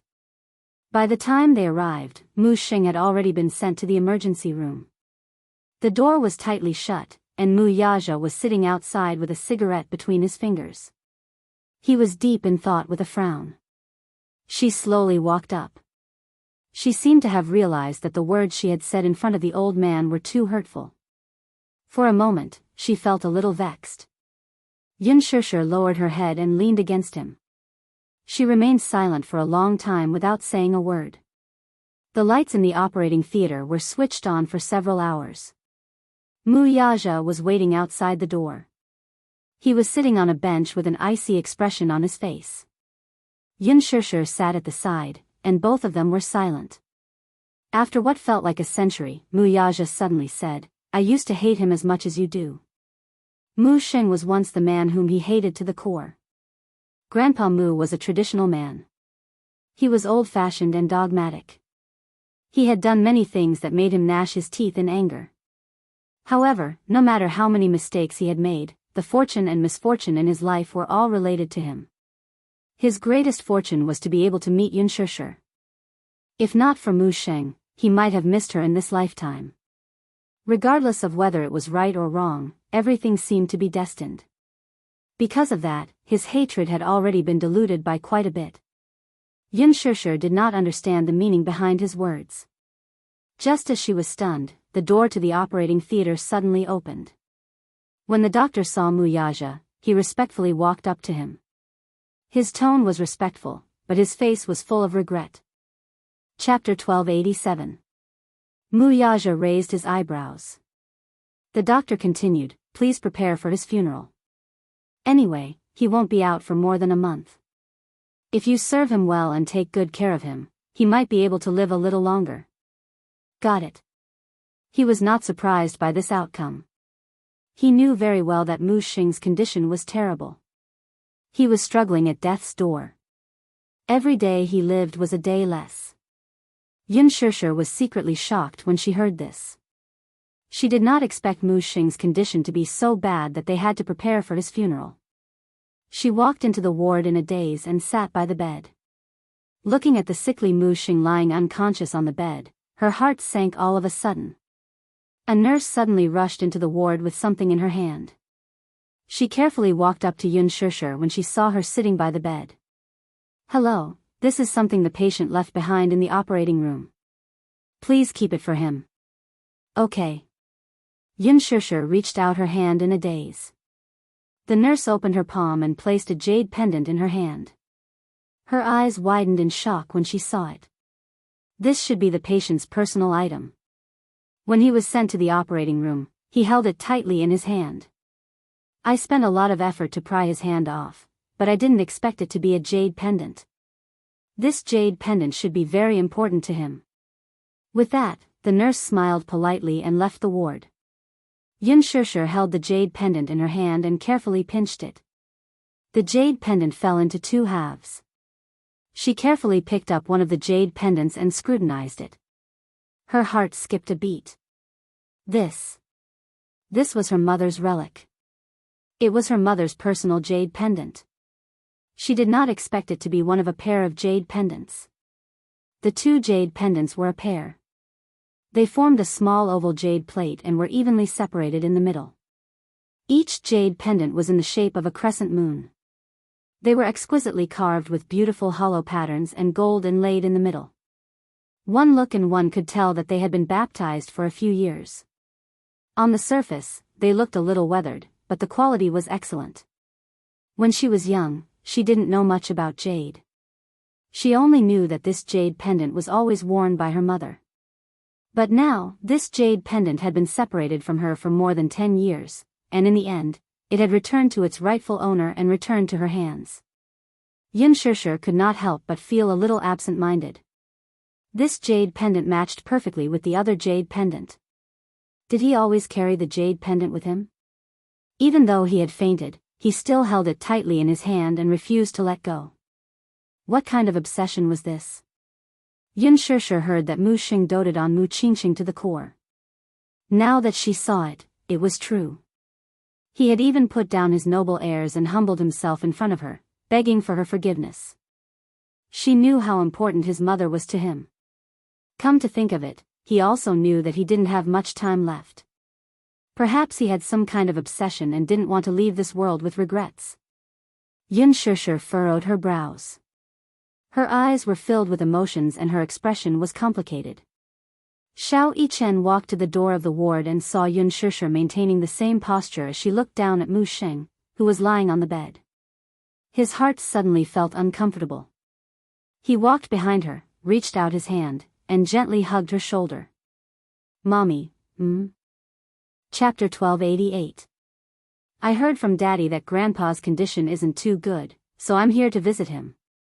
Xianxia hugged him in her arms and gently kissed his forehead. Xiao Yichen said, Mommy, let's take a family photo when little brother comes home, okay? He paused for a moment before adding, let's take a family photo with great-grandpa. Xianxia was stunned, but Mu Yichen continued, that's because great-grandpa told me that his biggest wish is to take a family photo while he's still alive. She was silent for a moment before her lips curled into a smile. Okay. After 2 days of recuperation, Yuntinho's body had regained some of its vitality. Other than the wound on his shoulder, which was caused by the animal trap, which was a little serious, there were no other major issues. The Zhao family's funeral was over. Ever since they returned from the funeral, Li Ru had been busy. After the funeral, the family did not have much savings left. Li Ru often sat in front of the coffin with a face full of worry. In the middle of the night, she would often hold the only photo Zhao Shengjuan had left behind and cry her eyes out. She really could not understand how a living person could pass away just like that. Zhao Linghua and Lil Pi, who were originally lively, had also become depressed, especially Lingling. Ever since she came back from the funeral, she had been sitting alone in Zhao Shengjuan's room, hugging Zhao Shengjuan's belongings with a dull expression. Yu got off the bed and walked to the window. Suddenly, he heard some movement. He put on a jacket and saw a few children running toward a place. Lingling, come quickly. A child ran into the house and pulled Zhao Linghua, who was working, by the hand. She said excitedly, Lingling, let's go and see. There are a few beautiful cars in the village. It's so rare. Let's go take a look. No, I still have work to do. Lingling was still a little sullen. The child, however, did not allow her to explain and shouted, you can do your work when you're back. Let's go see something rare. As she said that, she pulled Lingling and ran out of the house. Yu stood in the courtyard with his brows slightly furrowed. Vermilion Bird walked up to him and said, Director Yun, the Mu family is here to take you back. Yu and Vermilion Bird walked out of the house. Just as they reached the entrance of the village, they saw a group of villagers crowded around it. Everyone's eyes were filled with admiration and reverence as they looked at the row of luxurious cars parked at the entrance of the village. Everyone raised their heads and kept squeezing forward, just to get a closer look at the cars that they could only see on TV and see what they looked like. To the villagers of Anyang village, a car was a very rare thing. The villagers had never even seen an ordinary car before, let alone a Jeep or a Mercedes-Benz. It could be seen how backward Anyang village was in the backwater. A row of cars was parked at the entrance of the village, led by a black Hummer. Its streamlined body and beautiful appearance attracted everyone's attention. The person sitting in that car must be a big boss. I've been to the city and seen cars like that. Only big bosses can afford to sit in such cars. Everyone could not hide the envy in their eyes. Chapter 1289. Especially those unmarried girls in the village. When they saw him, all of them blushed and looked at him in amazement. Oh my God. This man is so handsome, just like the celebrities on TV. So handsome. Who is this man? Why did he come to our village? Look. Is he looking in my direction? Don't be so smug. Wuxia was dressed in a casual suit, looking neat and tidy. One look and one could tell that he was either rich or respectable. Everyone guessed that this man must be a big boss from the city. Looking at his attire and his elegant and extraordinary temperament, it was obvious that he came from a wealthy family. How could an ordinary person have such an extraordinary temperament? Even though they were separated by a distance, the man's tall and handsome facial features, as well as his cold and noble aura, could not help but be deeply shocked even though they were dozens of meters away. There was an invisible air of nobility around this man. He was like a proud dragon that made people involuntarily submit to him. Such a person, no matter where he appeared, was like a god that could not be ignored. Zhao Linghua was also shocked by the man's handsome and tall figure. Growing up in the countryside, she had seen many dark-skinned, stocky men, but it was rare to see someone who was even more dazzling than the celebrities on TV. He was as elegant as a high and mighty prince. Ling Ling had never seen such a good-looking person. Even if it was just a glance, she could not shift her gaze away from him. Suddenly, her gaze fell on the man's face, and she could not help but frown slightly. She felt that this man's eyebrows were somewhat familiar. You. That little brother. Ling Ling was shocked. This man looked so much like little brother. Especially that pair of eyes, they were very similar. At this moment, another woman came out of the car. She was wearing a black dress. It was graceful and elegant, beautiful and refined.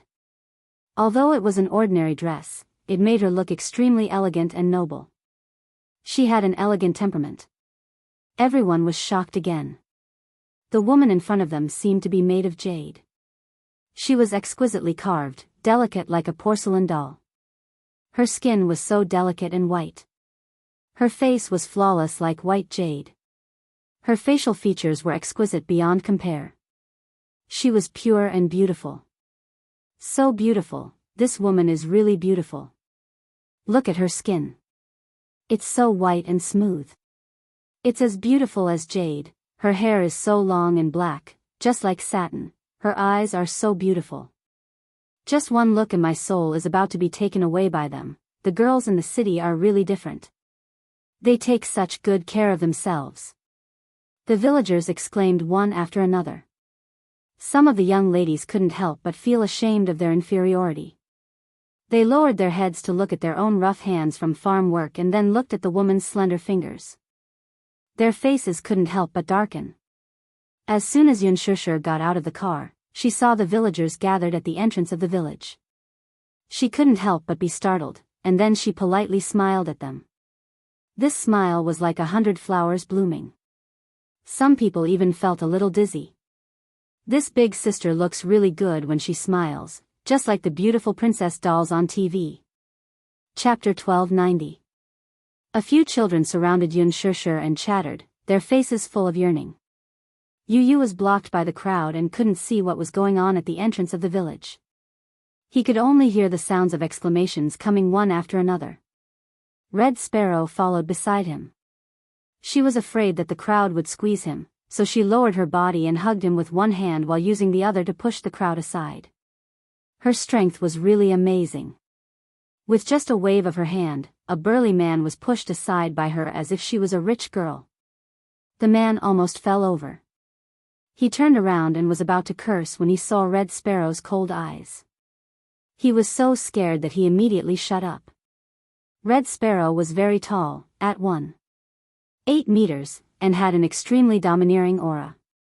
When Yu saw this scene, he thought to himself, the women of mercenary paradise are really different. He thought that Lisa was already amazing enough. He didn't expect Red Sparrow to be one of the top female devils in mercenary paradise. His valiant martial strength, coupled with his pair of ice-cold eyes, was extremely frightening. Yu. Ling Ling's voice suddenly came from the crowd. When she saw Yu, her eyes widened and she hurriedly called out to him. The slightly urgent shout was so abrupt in the crowd that it startled Yun Shishir. Yu Yu? She seemed to have heard a child call out Yu Yu's name. Where was Yu Yu? Yun Shishir hurriedly walked toward the crowd. Mu Yaja grabbed her and pulled her back to his side. What's wrong? Don't walk around. Mu Yaja glanced at Min Yu from the corner of his eyes. Why are there so many people around? Min Yu broke out in a cold sweat. He turned around and looked at the crowd helplessly. As soon as his car stopped, he heard someone in the crowd shout, "The big boss of the village is here." Not long after, the entrance was surrounded by the villagers who had heard of it. Chairman Mu, please wait for a moment. I'll go and evacuate the crowd. Min Yu said and walked forward with his men. Suddenly, a commotion broke out in the crowd. As the crowd dispersed, Yu Yu saw Mu Yaja and Yun Shishir. She was surprised and shouted, "Daddy, Mommy." When Yun Shishir heard the voice, she looked in the direction of the voice. When she saw Yu Yu in Zhu Kei's arms, her expression changed and she walked towards him with a smile. Mu Yaja also saw Yu Yu. He gently pushed aside the people in front of him and walked towards Zhu Quebec. Everyone was dumbstruck. When they regained their senses, the picturesque beauty had already hugged the child tightly in her arms. The man who looked unapproachable also walked over. He reached out and took the child from the woman's arms. Only then did everyone realize that these two people were the child's parents. Everyone was surprised. What a young father and mother. This woman looked so young. She was probably in her early 20s. She was so delicate that if it weren't for her mature appearance, one would think that she was a high school student who had just graduated. Then, look at this man. It was no wonder that this child was born with such an exquisite and handsome appearance. He had an elegant and noble temperament. It turned out that he had inherited his father's deep facial features and noble temperament. Chapter 1291. As for the other ladies, they began to feel jealous of Yun Shishir. She was young and beautiful, had such a handsome and wealthy husband, and had such a handsome and adorable son. She could be said to be a winner in life. Why didn't they have such a good opportunity? As for the men, they looked at each other. Daddy? Mommy? It was the first time that the villagers heard such a westernized term. This person from the city was indeed different. In the main hall of the Zhao family, Li Ru sat uneasily in her seat as she looked at the man and woman in front of her who were dressed in bright and beautiful clothes. She seemed to be a little restless. Lingling and Lil Pi were nestled next to her. They closed their mouths nervously and looked timidly at Mu Yaja and Yun Shishir who were sitting in the guest seat. Li Ru was secretly guessing their identities. Earlier on, she found out from Yu Yu that the handsome man in front of her was his father and the beautiful woman was his mother. Li Ru was extremely surprised. She had never expected Yu Yu's parents to be so young. Moreover, they were a perfect match and looked like aristocrats. Hence, she couldn't help but feel a little awkward sitting in front of them. She felt ashamed of her own inferiority. However, from a certain point of view, it wasn't that surprising.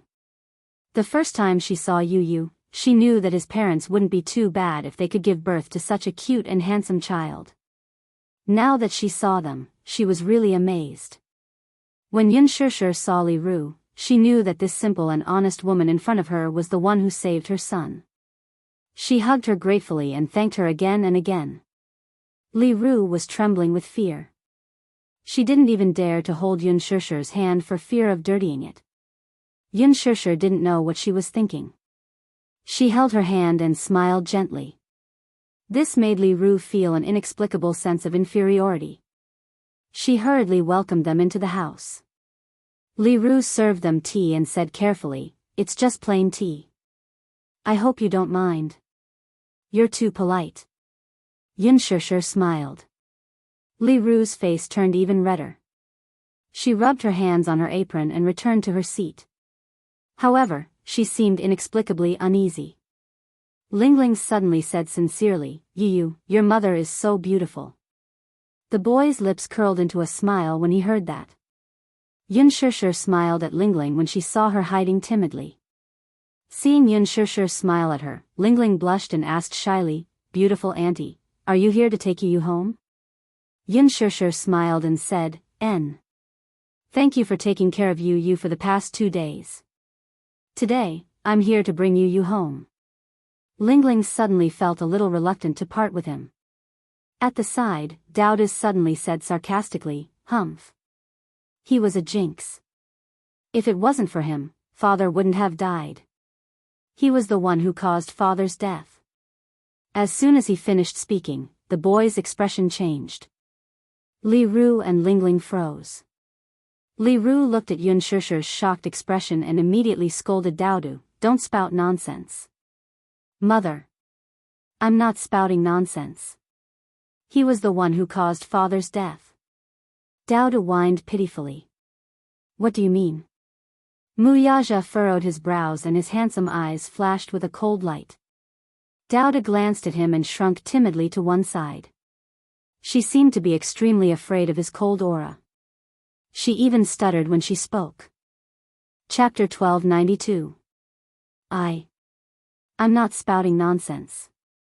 If not for this troublemaker, father wouldn't have died. As soon as she finished speaking, Daodu felt a lump in her throat. She grabbed her mother's clothes and cried sadly. Li Ru's face was full of awkwardness. Lingling, who was standing at the side, seemed to have lost all her strength at the mention of this sad matter. Her eyes reddened. Deep down, she knew that this matter had nothing to do with Yu, but if not for Yu, her father would be fine. However, she was very clear about gratitude and grudges. She did not blame him. Daodu, however, was not as clear-minded as her. Having lost her father at such a young age, she put all the blame on Yu. Yu pursed his lips and snuggled into Yun Shishir's embrace. His eyelashes drooped a little forlornly. He was obviously a little sad, too. Li Ru immediately tried to smooth things over. "The child is immature and said some unruly things. Please don't take it to heart." What exactly happened? Yun Shishir keenly sensed that this matter was not as simple as it seemed. She wanted to get to the bottom of it. When Li Ru heard this, she sighed but did not say anything. She did not blame Yu, but the pillar of the family had collapsed. As a widow and an orphan with 2 children, she really did not know what to do in the future. Yu had instructed Vermilion Bird to give her a sum of money. She refused to accept it no matter what. Vermilion Bird thought that he was being courteous and said that there were a few million yuan in the envelope, which included Zhao Shangjuan's funeral expenses and some compensation. She regretfully said that a human life could not be measured by money, but at the same time, on behalf of Yun Tianyu, she conveyed that if there was anything she needed in the future, just let her know. Li Ru's tears fell the next second. It turned out that the collapse of the family's pillar in the village was not something that could be measured by money. What was the use of money? In Anyang village, the rice that every household ate was grown in their own fields, the firewood was chopped from the mountains, and the oil was obtained from the oil mill. All of this required a man to bear the responsibility. She was an orphan and a widow. Without a man to support her in the family, she would definitely be bullied. Who knew if someone would gossip behind her back? Today, as soon as she left the house, someone followed her behind and scolded her for being a jinx. Her in-laws had already spat on her because of Zhao Shangjuan's death. Li Ru's heart was bitter. Daoda leaned against him with red eyes. She pursed her lips and didn't say anything. When Yu saw this, she couldn't bear it and whispered into Wuxia's ear, "Daddy, Uncle Zhao's death is indeed related to me. If it wasn't for me, the Zhao family wouldn't have fallen into such a miserable state. Bring them back to the capital." Wuxia frowned and looked at him. "What's going on?" "It's him." When Yu mentioned this name, the anger in her eyes could no longer be concealed. Even if he did not find out the identity of these assassins, he judged that they were most likely the pursuers sent by Mu Lianjue. It seemed that they had the intention of dying together. These people did not leave any leeway for them and did not care about life or death. If not for Zhao Shangjuan, he might not have been able to tell whether he was dead or alive. Yu Yu whispered in his ear and recounted what happened after he was rescued by Zhao Shangjuan in a concise manner. Chapter 1293. This Mu Lianjue was really gutsy. He actually dared to kill a child. He even sent out so many vicious assassins. How ruthless. How ruthless. Everyone who came from the Mu family was so ruthless.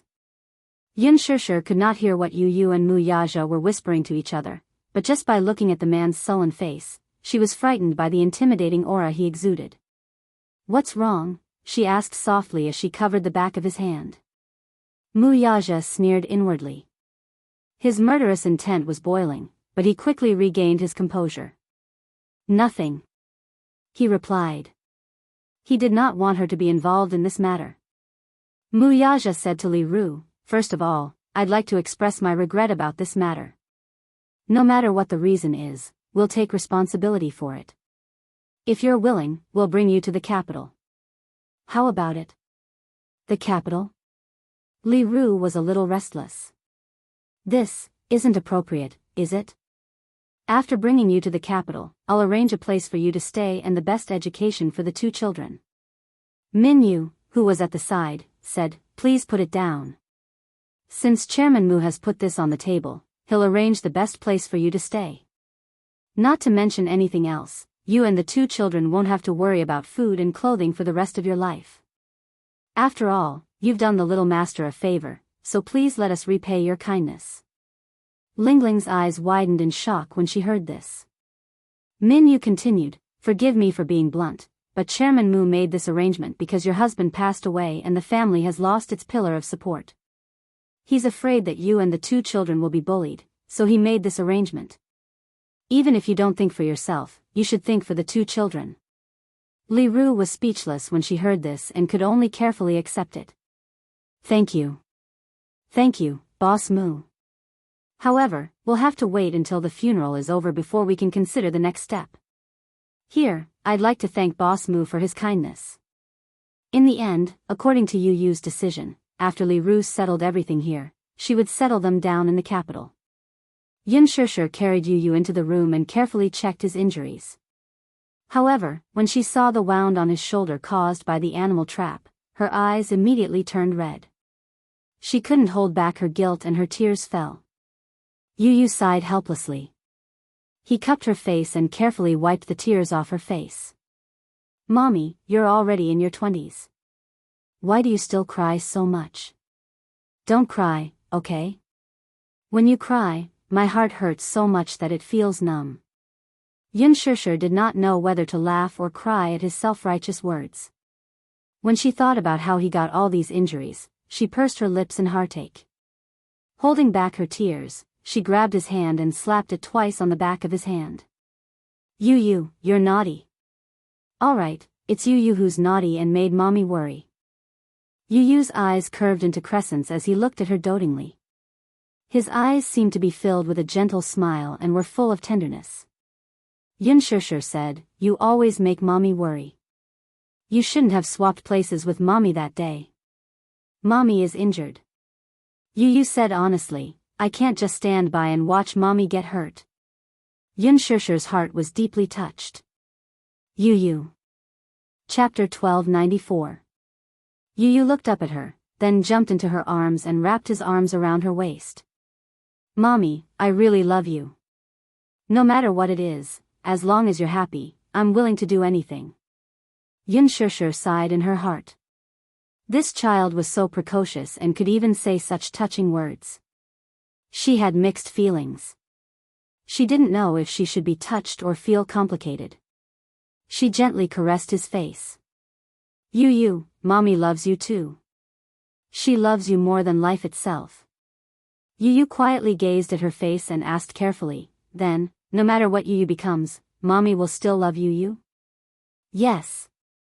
No matter what Yu Yu becomes, Mommy will still love Yu Yu." "That's enough." Yu Yu smiled contentedly and hugged her tightly. "Where's Xiaoyi Chen? Are the wounds on your body better?" "Better. That guy's body is so strong. He can already get out of bed and jump around. However, out of consideration, she didn't bring Xiao Yichen with her. Because of this, little Yichen was probably still sulking at this moment. The family of 3 decided to head back to the capital after lunch. Li Ru prepared a table of sumptuous dishes. In order to entertain them, she served all kinds of fish and meat. She even slaughtered a rooster that hadn't crowed yet. The free-range chicken that they raised at home was very tender. When Yun Shishir and Yu Yu walked out, Mu Yaja was already seated. However, Li Ru, Lingling, and Lil Pi seemed a little uneasy. They sat in their seats and secretly sized up Mu Yaja's handsome side profile. Lingling carefully sized up Mu Yaja. In her heart, she was a little envious of Yu Yu. Yu Yu's father was so handsome. He sat expressionlessly on the wooden bench. His back was straight and his whole body was cold and solemn. There was an indescribable aura around him, and he exuded the aura of a famous aristocrat. Even in such a shabby and backward setting, it was difficult to conceal his noble and cold aura. Li Ru looked at him and sighed in her heart. Indeed, one could not compare with another. Some people were blessed by the heavens. After Mu Yaja sat down, Lingling and Daoda became much more restrained. He raised his hand slightly and took a sip of tea. Lingling was so scared that she didn't dare to move. She stared at him until he put down the teacup. Only then did she carefully take a sip of tea. Yun Shishir and Yu Yu also sat down. However, since Mu Yaja didn't say anything and didn't move his chopsticks, the others didn't dare to move. Yun Shishir glanced at everyone's expressions and knew that Mu Yaja's aura was too strong, causing them to tremble in fear. Hence, she said to Mu Yaja, "You seem to have scared the 2 children." The moment she spoke, it startled him. Mu Yaja was originally thinking about something, but after being reminded by Yun Shishir, he raised his head and looked at Li Ru and the 2 children on the table. He looked a little cautious. Yun Shishir smiled and said, "Sisterly, the 3 children are hungry. Don't just wait. Let's eat, or the dishes will get cold." Li Ru asked carefully, "Boss Mu seems to be dissatisfied with the dishes. Haha. Is it because you're used to eating luxurious food and eating exotic delicacies that you can't find any dishes to your liking in this countryside?" Chapter 1295. No, he's not a picky eater. Don't judge him by his looks. He's always been like this. He doesn't like to talk and doesn't smile. After a pause, she said helplessly, "Look, big sisterly. There's so much food on the table. It'll be a waste if we can't finish it all." With that, Yun Shishir glared at Mu Yaja. Mu Yaja smiled and said, "Big sisterly, don't be so busy. Let the children eat. I was just distracted. I didn't mean anything else." With that, Mu Yaja picked up a drumstick for Lingling and Lil Pi. Then, he picked up a few pieces of chicken and placed them in Yun Shishir and Yu Yu's bowls. Li Ru was flattered by Mu Yaja calling her big sisterly. When she saw him put the drumsticks in Lingling and Lil Pi's bowls, she became even more nervous. She pinched the corner of her shirt and said nervously, "Boss Mu, can you give Yu one of these drumsticks?" Lingling stared at the drumstick in her bowl. Her mouth was gluttonous. Just as she was about to pick it up with her chopsticks and take a bite, Li Ru glared at her. She immediately stopped moving and pursed her lips in embarrassment. She knew that Li Ru wanted to save the drumstick for Yu Yu. Yun Shishir smiled and tried to ease the atmosphere. "Big sisterly, what are you doing? Look at how scared the children are. If the children like drumsticks, let them have them. Our Yu Yu doesn't like drumsticks." Yu Yu quickly added, "Auntie, I really don't like drumsticks. Let Lingling have them." "That's right. Big sisterly, let's not be so polite. You treat us as family. If you're so polite, we'll feel uncomfortable," Yun Shishir said helplessly. Only then did Li Ru nod and let out a few simple and honest laughs. Mu Yaja interacted with Lingling and Lil Pi from time to time. Although his tone was cold, his gaze was gentler. Every time Lingling spoke to him, her face would turn red. This uncle is so handsome. Especially those eyes, they were deep and mesmerizing, with long eyelashes. When he spoke, the corners of his eyes were slightly curved, revealing a playful and devilish charm, which really made her heart jump. Li Ru was even more flattered. She had heard from the villagers that the man's appearance today was very impressive. She then recalled what the man's assistant had said to them. He had even said that they would not have to worry about food and clothing for the rest of their lives. Then how powerful must this man be? He must be a big boss with a good net worth. Eating at the same table as the big boss, it was inevitable that she would feel reserved. Mu Yaja took a sip of the chicken soup. Li Ru had specially stewed chicken soup for Yu Yu. The chicken soup tasted pretty good, so Mu Yaja scooped up another spoonful and sent it into Yu Yu's mouth. He didn't forget to carefully blow on it and dip it in. When he was sure it was cold, he fed it to him. Yu Yu drank a mouthful happily. Mu Yaja raised his eyebrows. Is it good? Yes. It's good. Auntie's cooking is amazing. Yu Yu was not stingy with his praise. Li Ru blushed and tried to avoid it. Mu Yaja scooped up another spoonful of soup and fed it to Yu Yu. Xianxia looked at this scene and suddenly felt a little dazed. This was probably Mu Yaja's most charming moment. When he looked at Yu Yu, the gentleness and adoration in his eyes were almost unconcealable. Chapter 1296. This man had always given her the impression that he was domineering and cold. However, at this moment, the sharpness and coldness of the past had faded from his body. When he looked at Yu Yu, he lowered his head and the tenderness in his eyes was almost overflowing. When he smiled, he was really the most charming. His sexy thin lips were slightly curved into a mesmerizing curve. Ling Ling was extremely envious.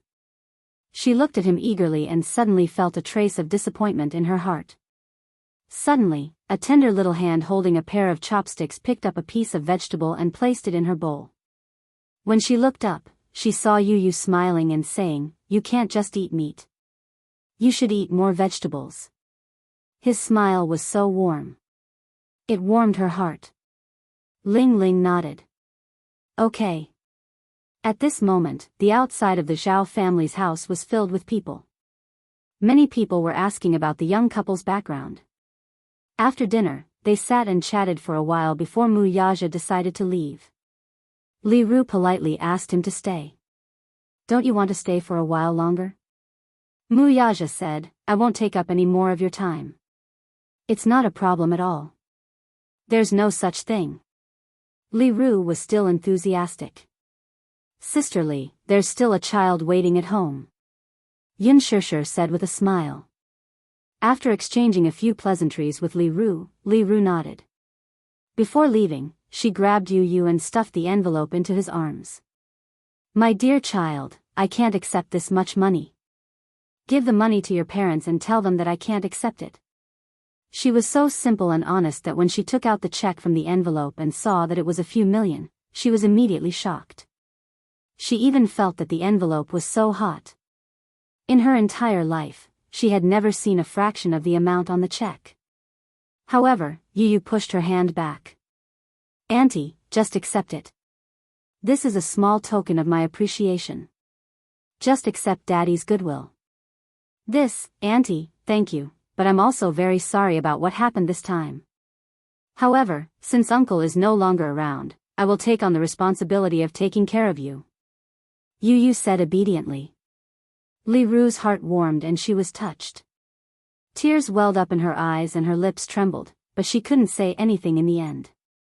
When they left, Li Ru followed behind the car for some distance. Ling Ling followed beside her and kept waving at Yu Yu. Yu Yu leaned against the car window and looked out. She smiled and waved. Yu Yu returned to her seat and hugged Xianxia's arm. Satisfaction and anticipation appeared on her face.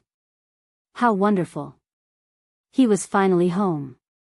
At that moment, it was as if a beam of sunlight had shone into her heart, bright and warm. When they got home, Xiao Chen heard the sound of a car horn. He stood at the entrance of the villa and stood on his tiptoes to look around. The car came to a steady stop at the entrance. The moment Yu Yu got out of the car, Mu Chen saw him and immediately pounced on him excitedly, hugging him tightly in his arms. He hugged Yu Yu so tightly, as if he was afraid that he would lose a precious treasure again. He hugged Yu Yu tightly in his arms. Everything seemed so unreal, as if it was a dream. However, when he felt the real warmth from Yu Yu's body, Mu Yichen finally believed that it wasn't a dream. Yu Yu, you're home. I've been waiting for you. Mu Yichen felt guilty.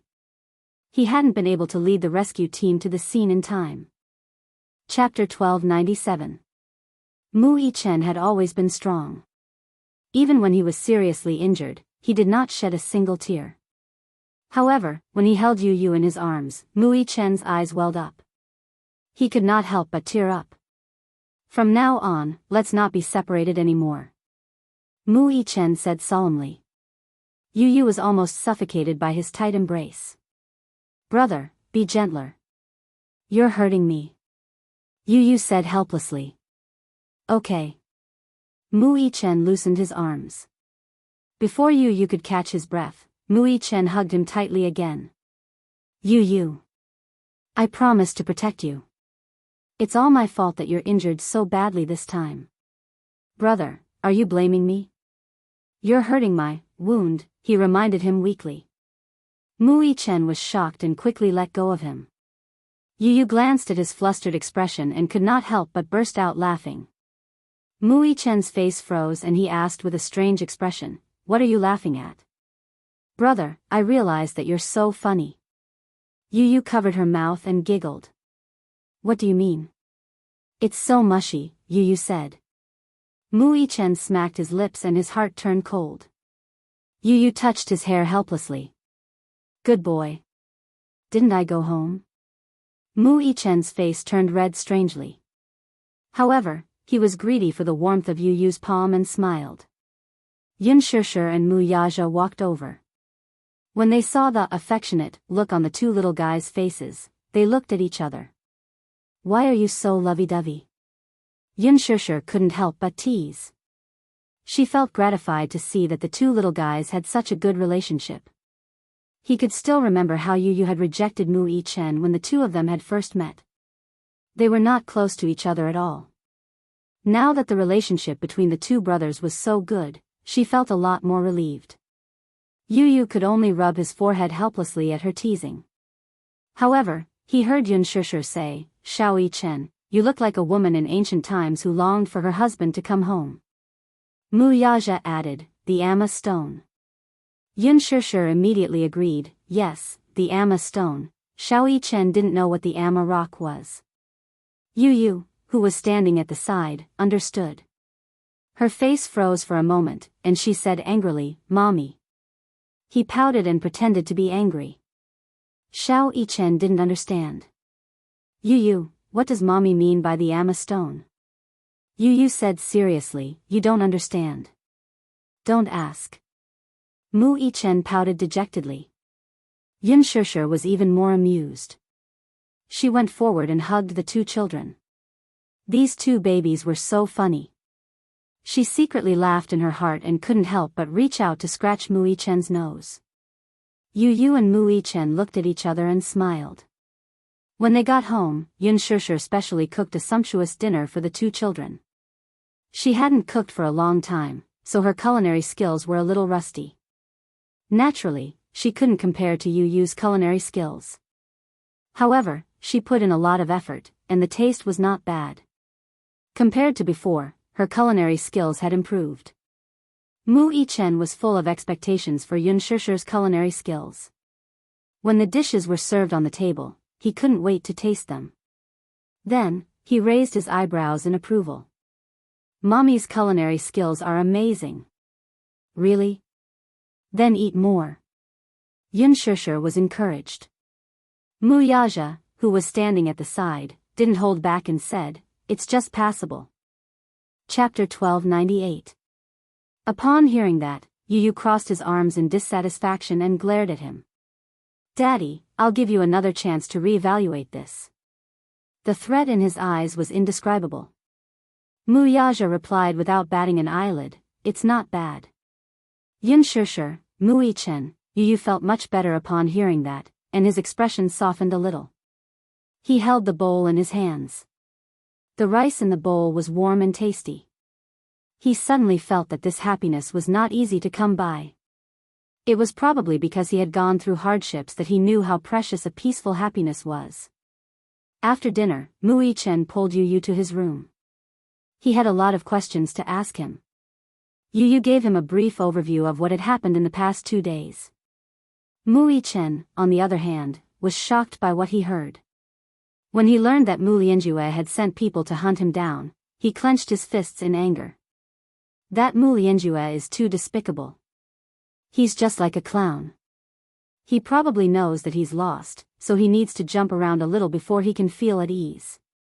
Yu Yu snorted coldly. D***it.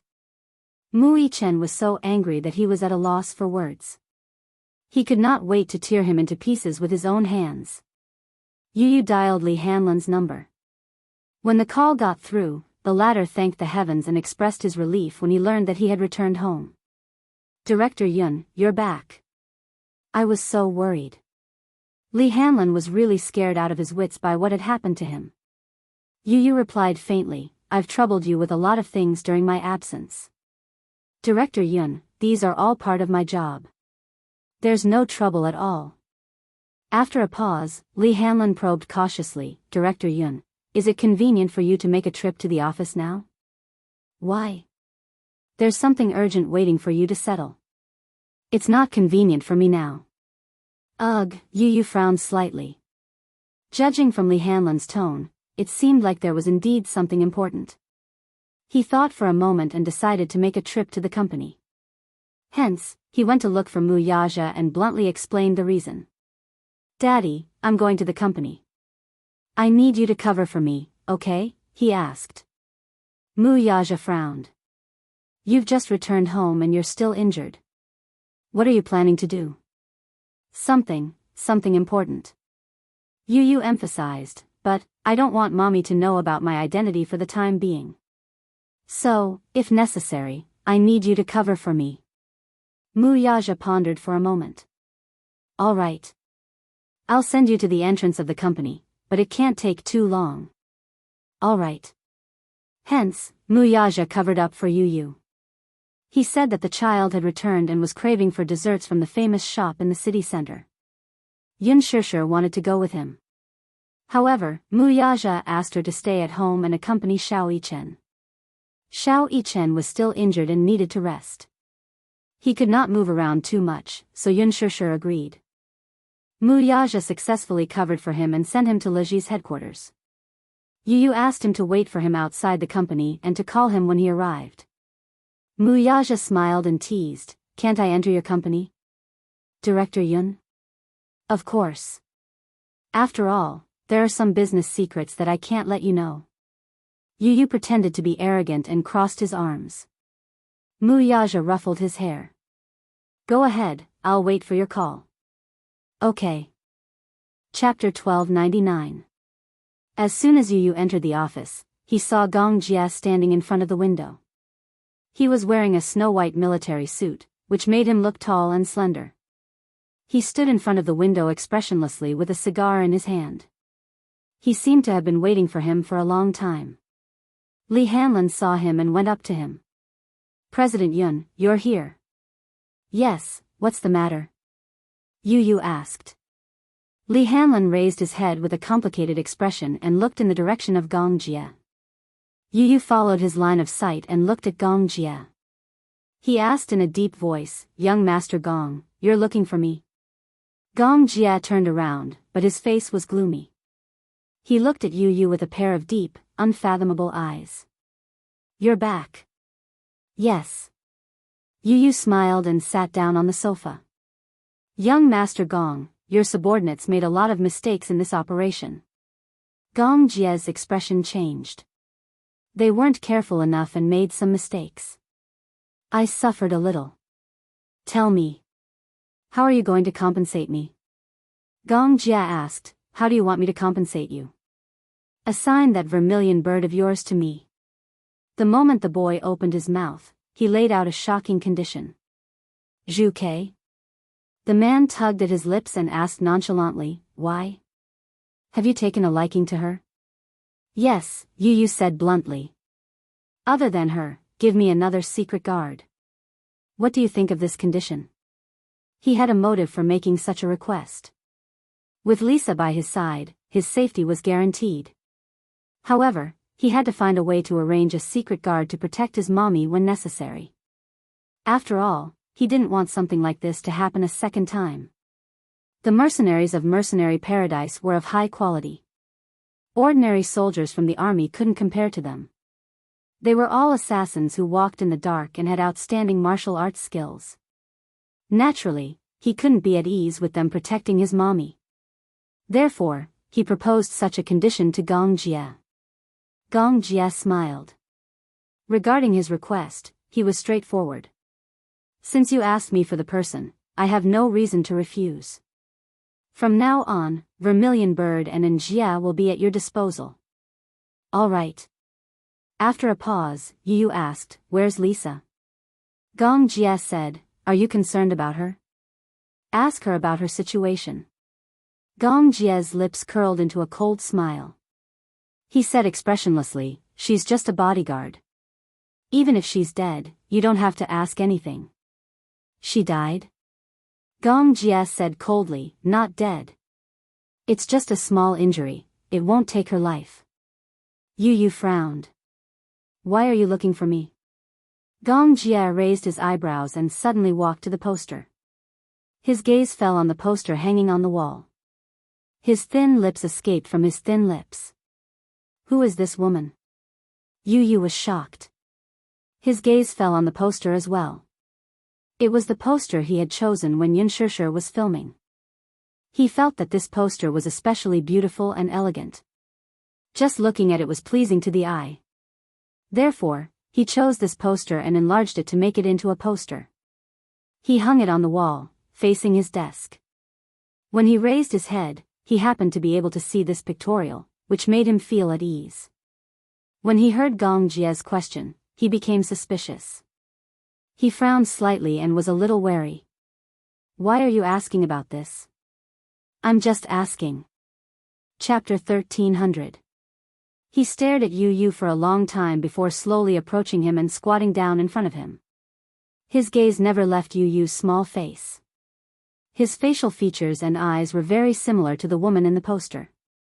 He had his suspicions when he first saw Yu. However, thinking that it might just be a coincidence, he did not think too much about it. It was only when he saw the huge poster hanging on the wall in Yuntianyo's office that he became suspicious. The woman in the poster had such similar facial features and gentle eyes. It was as if they were the same as the shadow in his memory. This woman and the little lad should have some sort of relationship. If not, why would he hang this woman's poster in his office? What was more suspicious was that the little lad's facial features were very similar to this woman's. They looked like mother and son. Could it be that this woman was his? Gong Jie was so agitated that his shoulders and fingertips could not help but tremble. He suddenly held Yu's face and caressed every inch of his face with his slender fingers. A complicated look appeared on his face. "Actually, when I first met you, I vaguely suspected your identity." Gong Jie said this firmly. He slowly raised his eyes and met Yuntianyo's startled gaze. "What suspicion? Don't you think that you and I look alike?" Gong Jie raised a brow and his thin lips parted as he asked this. Yu's gaze landed on his face again. It was more than similar. Yu was extremely sensitive. Hence, when he first met Gong Jie, he had some suspicions. However, at that time, he was thinking about his mommy's matter and did not think much about it. He heard that his mommy had a younger brother who was in a car accident and disappeared without a trace. No one knew if he was dead or alive. Now, the man standing in front of him looked so similar to his mommy. It was hard for Yu not to think about it. However, compared to Gong Jie, his attitude was more conservative. "Indeed, there are some similarities, but what are you trying to say?" He did not go straight to the point and tell him the identity of the person in the poster. His mommy's identity was sensitive. Moreover, the man standing in front of him was a core member of the Hurricane Group, the #1 mercenary empire. He was a very dangerous person. What if he was not? Without confirmation, he would not reveal his mommy's identity to him or anyone else. This was his protective measure for his mommy. Gong Jia sized him up with him. He was eager to verify, but he was afraid of being disappointed again. However, with a little bit of hope in his heart, he casually said, "I'm looking for someone." Yu Yu was slightly taken aback. A woman. At the mention of this person, there was a rare tenderness in his usually cold and unruly eyes. Although I don't know if I'll be able to find her in this lifetime, I don't want to give up on any hope, regardless of whether she's dead or alive. She is very important to me. A woman? Yu Yu asked tentatively. Chapter 1301. Although someone told me that she's already dead, I don't believe it. There seemed to be a faint bond between bloodlines. Some people said that blood was thicker than water. Twins would form a bond similar to telepathy. Back then, he was told that his sister had died in a car accident. By the time he woke up, he was already taken away by the Hurricane Group. That was the first time he met his biological father, Gong Xiaoying. His father told him that when the people from the Hurricane Group took him away from the hospital, his sister had already been declared dead. The doctor said that she showed signs of dying on the way to the hospital. Her heartbeat was already gone by the time they reached the hospital. They did a series of emergency treatments, but it was too late. Gong Jia could not believe it and was downcast for a while. His sixth sense was telling him that his sister was still alive. He had also met a woman who looked like him. However, after further verification, the final result was disappointing. Gradually, he began to believe that his sister was no longer in this world. However, when he saw the huge poster in Yuntianyo's office, his heart seemed to have sensed something and was filled with hope again. Yu Yu was silent for a while before he made up his mind and slowly explained, "The woman in the poster is a celebrity." Celebrity? Gong Jia was stunned. What's your relationship with her? If you must ask what kind of relationship they have, Yu Yu's face instantly revealed a fanboy's expression. I'm her little fan. Gong Jia was silent. Li Hanlin, who was standing at the side, was speechless.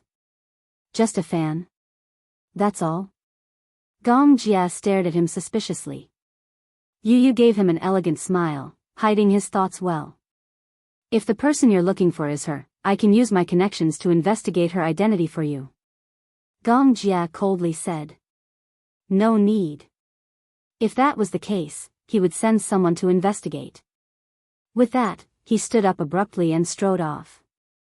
Yu Yu watched him leave expressionlessly with a frown. Agent Li.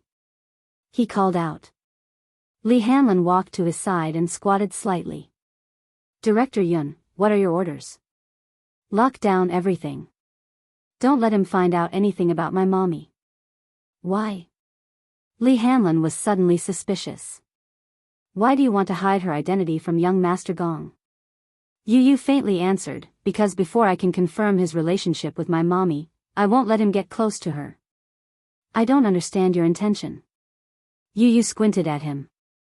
Understood. But if it's proven that my mommy is the person he's been looking for, then it's a different story.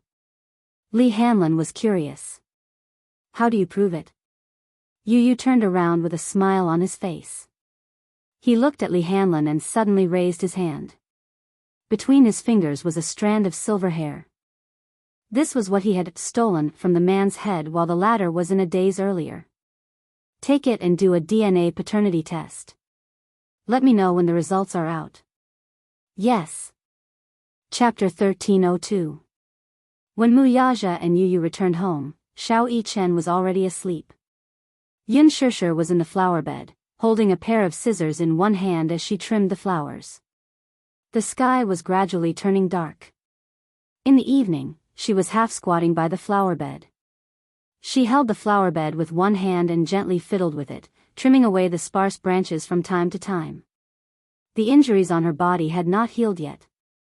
The corners of her lips were a little disfigured, but she was pursing her thin lips. Apart from being serious, her clear and beautiful face shone with a jade-like radiance. It was as if everything had been peaceful over the years.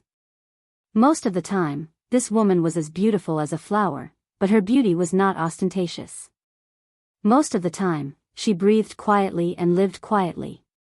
She was so quiet that she was like a cat that had restrained its claws and arrogance.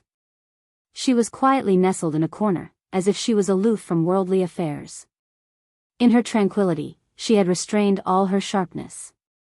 Wuxia leaned against the door and watched her silently. She did not seem to notice his presence and was focused on studying the flowers. Wuxia slowly walked toward her. Xianxia suddenly sensed the footsteps behind her. She looked up and saw Wuxia hugging her waist from behind. His movements were very gentle as he pulled her into his embrace. Caught off guard, the scissors fell to the ground. Yu stood at the door and watched for a while. The corners of his lips curled into a gentle smile before he walked away quietly. Xianxia was a little shocked by his sudden appearance. She looked up and could not help but glare at him angrily. "You only know how to scare people?" She glared at him with some dissatisfaction. She bit her lip and suddenly smiled gently. Even her eyes were like water, making his heart skip a beat. Wuxia could not help but lower his head and give her a light peck. In this beautiful flower bed, the faint fragrance in the air captured her sweet breath. Amidst the beautiful flowers, he held her gently in his arms. His large palm gently caressed her face and rubbed her eyelids. Wuxia lowered his eyes and looked at her. As he narrowed his eyes, his thick and long eyelashes fell into her eyes. The poignant night gave birth to some warmth and charm. He caressed her face and began to kiss her gently. His thin lips were pressed tightly against her tender red mouth, gently rubbing against it. However, he was not in a hurry to enter. Instead, he lingered on her pink lips more often. The soft texture like a jelly made him a little lost in this gentle whirlpool. He kissed her even more deeply and with more strength. The woman in his arms was like a budding rose, slowly blooming. A beautiful fragrance could be smelled with a light sniff. His slender fingers lifted a strand of her hair. He closed his eyes and pushed the kiss even deeper. Xianxia was a little nervous. In a low voice, she muttered, "Don't, the children are here." If the two children saw this intimate scene, she would feel quite embarrassed. Wuxia harumphed. "The children are tired. They're all asleep." He hugged her body with his hand and started to touch her body gently. Then, he could not help but harumph. "Why have you lost weight again?" She had lost so much weight. During the few days in the hospital, she ate very little. Moreover, this woman seemed to have a thin physique. No matter how much she was fed, it was hard for her to gain more than a few pounds. But the speed at which she lost weight was very fast.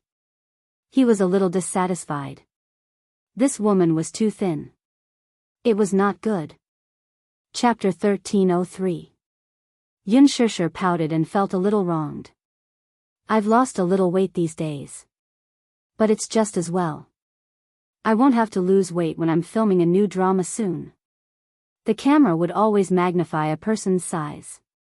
Therefore, many celebrities would starve a few meals a few days before they went on screen to maintain their beautiful image in front of the camera. When she was filming The Green Apple, she gained a few kilograms for a few days. Qin Zhou ordered her to go on a diet and forced her to lose 3 kilograms in 2 days. Only then would she look good on screen. Wuxia was displeased. "You don't have to lose weight. Gain some weight and your figure will be just right." "But, with my physique, I don't seem to be more than 50 kilograms when I was at my fattest," Xianxia said gloomily. With her height of 1.65 meters, 50 kilograms could only be considered just right. Now, she was only slightly more than 90 kilograms. She was indeed a little too thin. Wuxia couldn't help but pinch her face a little harder. Xianxia slapped his hand away. "It hurts." As soon as she said that, she yawned and felt sleepy. She seemed to be a little sleepy. "Sleepy?" He frowned and asked. Xianxia nodded. Then, let's sleep together. Xianxia nodded. However, in the next second, she was lifted up by Wuxia. Before she could react, she was carried in his arms like a princess. Wuxia looked at the woman in his arms and smiled elegantly. My wife, it's late. It's time to rest. Xianxia pursed her lips and smiled. She couldn't help but say, who's your wife?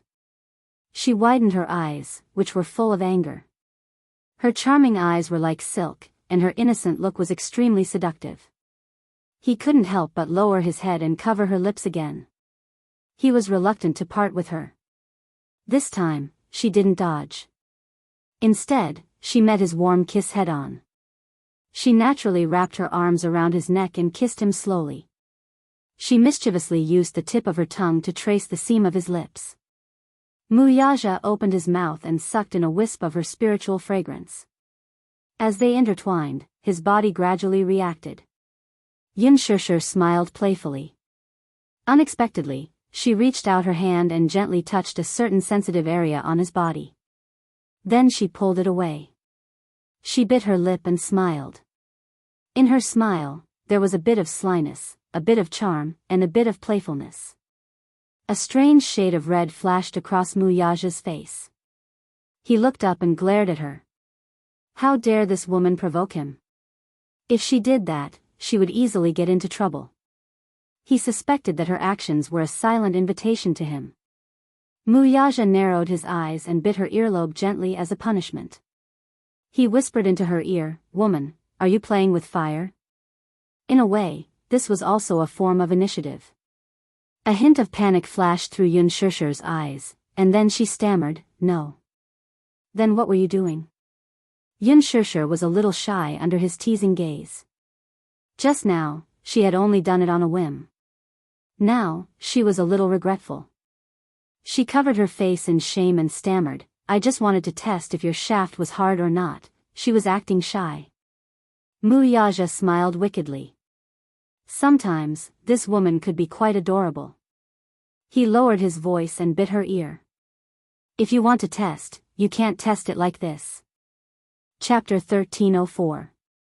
Xianxia peeked at him through the gaps between her fingers and covered her face in embarrassment. She felt a little embarrassing. Wuxia didn't know whether to laugh or cry at first. Then, he carried her back to the bedroom and carefully placed her on the bed. Concerned about the wounds on her body that hadn't healed yet, his movements were very careful, as if he was treating a precious and fragile object. In the next second, he took off her clothes.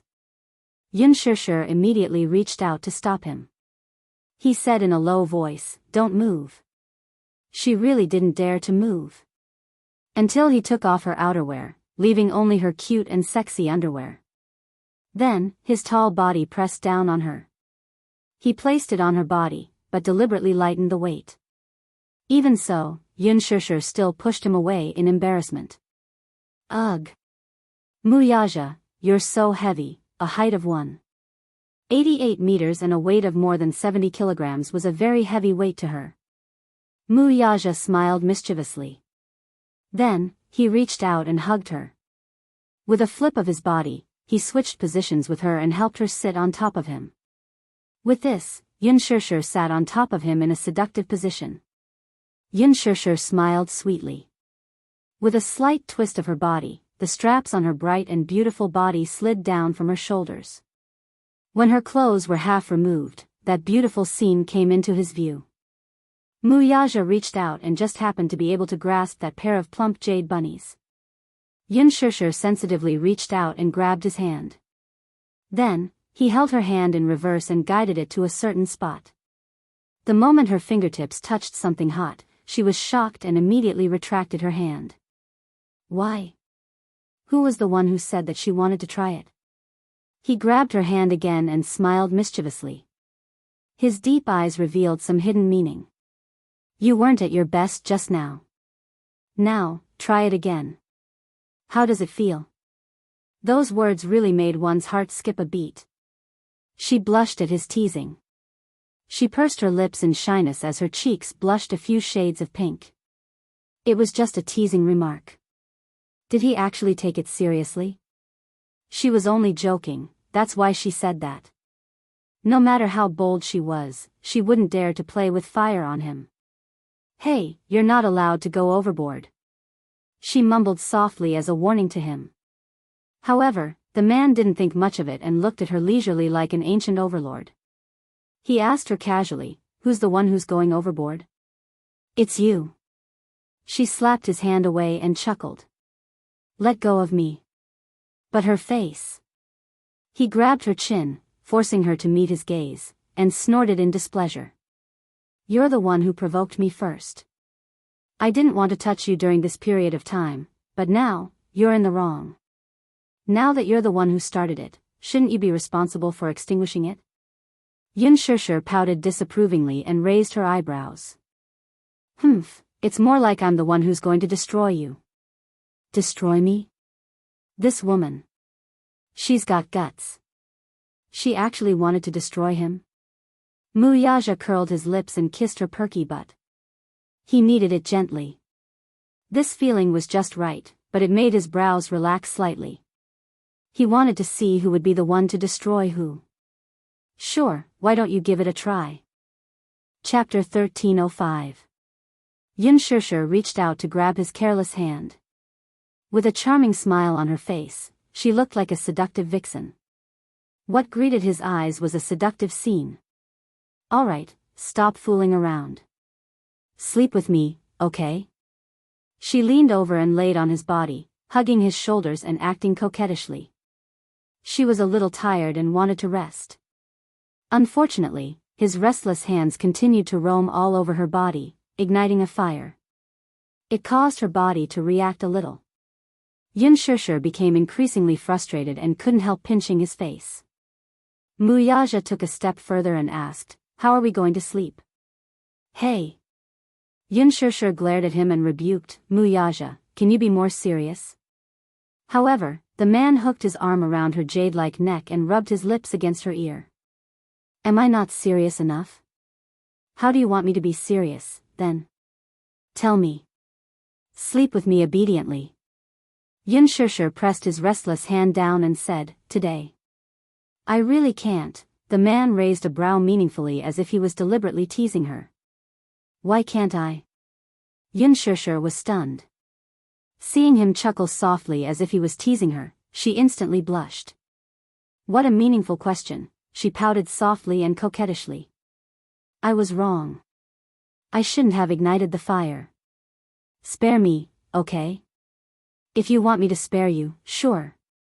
Wuxia pinched her cheeks and said seductively, say something nice, Call her something nice? Xianxia racked her brains. Yaxia? It doesn't sound nice. She said softly again, the man snorted. It doesn't sound nice. Xianxia's face fell. She looked at him with some frustration and pursed her lips. For a moment, she didn't know what he wanted to hear. My dear husband, no. Not today. Why not? I won't give you another chance if you can't call out something nice. He snorted coldly and grabbed her by the throat. Then, he reached his hand between her legs. Xianxia cried out in surprise. She dodged sensitively and grabbed his hand in a panic. She kissed his chiseled jaw and rubbed it intimately. My lord husband. She gently called out. Her eyes were as gentle as water, and her gaze moved. The softest part of his heart was ruthlessly and accurately struck. In an instant, one side collapsed. Are you satisfied? She wrapped her arms around his shoulders as a flattering smile appeared on her face. Tonight, I'll let you off. When he opened his mouth, it was an extra-legal benevolence. Xianxia cupped his handsome face and kissed it. He hugged her and placed her on the bed. Then, he kissed her forehead and said, I'll take a shower first. You sleep first. I haven't showered either. Together? No. Her face heated up, and she rejected him on the spot. Wouldn't she be digging her own grave if she took a shower with him? Otherwise, when she wiped the gun and caught fire, the shower would become an impure one. This man was full of energy as if he never knew fatigue. However, she was really tired. Once her head hit the pillow, sleepiness overwhelmed her, and she fell asleep in the next second. Then, you go shower first. He patted her butt and ordered her to take a shower first. Chapter 1306. It looked like she had really put in a lot of effort to guard against him. Wuxia curled his lips and smiled. He found it interesting. Finally, when he came out of the shower, this little woman was lying quietly on the bed, lazily resting her head on her arm. She had already fallen asleep. He got off the bed gently. First, he propped himself up, glanced at her, then reached out and pulled her into his embrace. She occupied his entire body. Hugging her, he lowered his head to look at her lazy and charming posture as she slept. Only then did the man smile comfortably. Only when he hugged her, the feeling that she belonged to him felt more real. Wuxia reached out his fingers with interest and gently caressed her soft and smooth cheeks. His long fingers gently circled her silky black hair a few times, twirling it around his fingertips. He played with it, but no matter how much he played, he couldn't get enough of it. He lowered his head and gently kissed her face. "You're mine." He leaned against her ear and said these words in a deep voice. In her sleep, she seemed to be a little disturbed. She lazily reached out her hand to brush it away, but he held it with one hand. He looked deeply at her. Just looking at her sleeping face like this gave him an inexplicable sense of satisfaction. This was probably what he meant by having it. To be able to hug her to sleep, and to be able to see her sleepy face when she woke up, this kind of lifestyle was something he had never imagined. It was a little unreal, but now it was happening right in front of him. This gave him a deep and powerful sense of belonging. She belonged to him. And he belonged to her too. He stretched out his arm and let her rest her head on it. He also laid down and hugged her waist. Just like that, they fell into a dream together. The next day, when Xianxia woke up, it was already morning. She didn't know when, but the side of the bed was empty. He left without a sound. Xianxia's heart suddenly felt empty. When she completely woke up from her hazy sleep, she realized that he must have gone to the office. She got up, walked to the window, and pulled open the curtains. The sun was shining brightly outside. Today was a good day, with blue skies and white clouds. The capital had not seen such clear weather in a long time. Along with it, her mood after waking up earlier had also become much brighter. Xianxia entered the bathroom. After washing up, she walked out of the room and saw Yu walking out with a basket of clean clothes. Yu looked at her, smiled slightly, and his eyes softened. "Mommy, you woke up so early?" "Yes. Daddy left early in the morning. He must have gone to the company." Xianxia nodded and suddenly glared at him. Xianxia looked at the clothes basket in his hand with some astonishment. "Washing clothes?" Yu explained, "I woke up early today and had nothing to do, so I washed the clothes. Right now, I'm planning to go out and dry them." Xianxia smiled and immediately said, "Mommy will dry them with you, okay?" "No need. Mommy's hand is injured, right? Since you're seriously injured, you should rest well." As Yu spoke, he glanced at the bandages on her wound, and his heart ached. Xianxia's heart warmed. Her little warm boy was always so considerate. Chapter 1307. He pouted and blew gently with his little pink mouth. Transparent bubbles swelled up from the blowpipe and then floated in the air. Under the light of the sun, they refracted colorful illusions. Yu had made this blowpipe for fun when he was young. He used very simple tools to make a simple blowpipe. When Yu woke up, Xiao Yichen was also awake. He stood by the side and watched as Yu cleaned the house and washed the clothes. His injuries had not healed yet, and he did not know how to do housework. There was nothing he could do to help, so he stood by the side helplessly. Yu rummaged through the cabinets and took out a toy that he had made in the past. He also poured some soap water into it and let Xiao Yichen blow on it. Blowing bubbles was a childhood memory for many children. Yu rarely went out when he was young. He liked to lie on the windowsill and blow bubbles with his self-made blowpipe. He specially modified it and used the blowpipe he made to blow bubbles. They were big and round. To Xiao Yichen, this toy was extremely rare. He was addicted to playing with it. He sat on the flower bed and played with it with great interest. He felt that it was very interesting. He had never played with this toy when he was young. It was simple but interesting. Especially when he saw the big bubbles that he blew floating in the wind, he felt an inexplicable sense of accomplishment. You, quick, look! I blew a big bubble. Xiao Yichen suddenly shouted excitedly. Yunshurshu giggled and Xiao Yichen was instantly alerted. He looked up abruptly and saw that it was her. He ran over happily. Mommy, you're awake? Yunshurshu squatted down and patted his head. Yes. Xiao Yichen, good morning. Xiao Yichen snorted and glanced at her with disdain. Good morning. The sun is already shining on your butt. Mommy is such a lazy pig. Yunshurshu was a little embarrassed. Mu Yichen, are you asking for a beating? How dare he call mommy a lazy pig? Then you're a lazy pig. Stupid and lazy. Yu was displeased. She placed her hands on her hips and scolded him. How dare he call mommy a lazy pig? This brat was itching for a beating. Xiao Yichen pursed his lips and chuckled. Then, he hooked his arm around Yunshurshu's arm and handed her the jar of soapy water. Mommy, do you want to play too? Blow bubbles with me. Yu was speechless. Mommy, ignore him. You're not even playing with me. Xiao Yichen poked his little finger, feeling wronged. Yu rolled her eyes coldly. I have to dry the clothes. I don't have time to play with you. Then mommy, let's play without him. Xiao Yichen smiled mischievously like a mischievous little elf. Yunshurshu nodded and let him hold her hand as they ran to the flower bed to play. Yu stared at Yunshurshu and Xiao Yichen as they stood in the flower bed. From time to time, he could hear the sounds of laughter. What about him? He held a clothes rack in one hand and clean clothes in the other. He sat there doing manual labor and couldn't help but feel a little angry. However, in the blink of an eye, a smile appeared at the corner of his lips. The sun was bright and clear, and the laughter made his mood exceptionally cheerful. To him, this was a simple little happiness.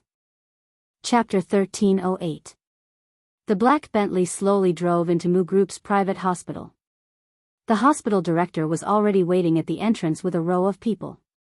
The car door opened and Mu Yaja stepped out.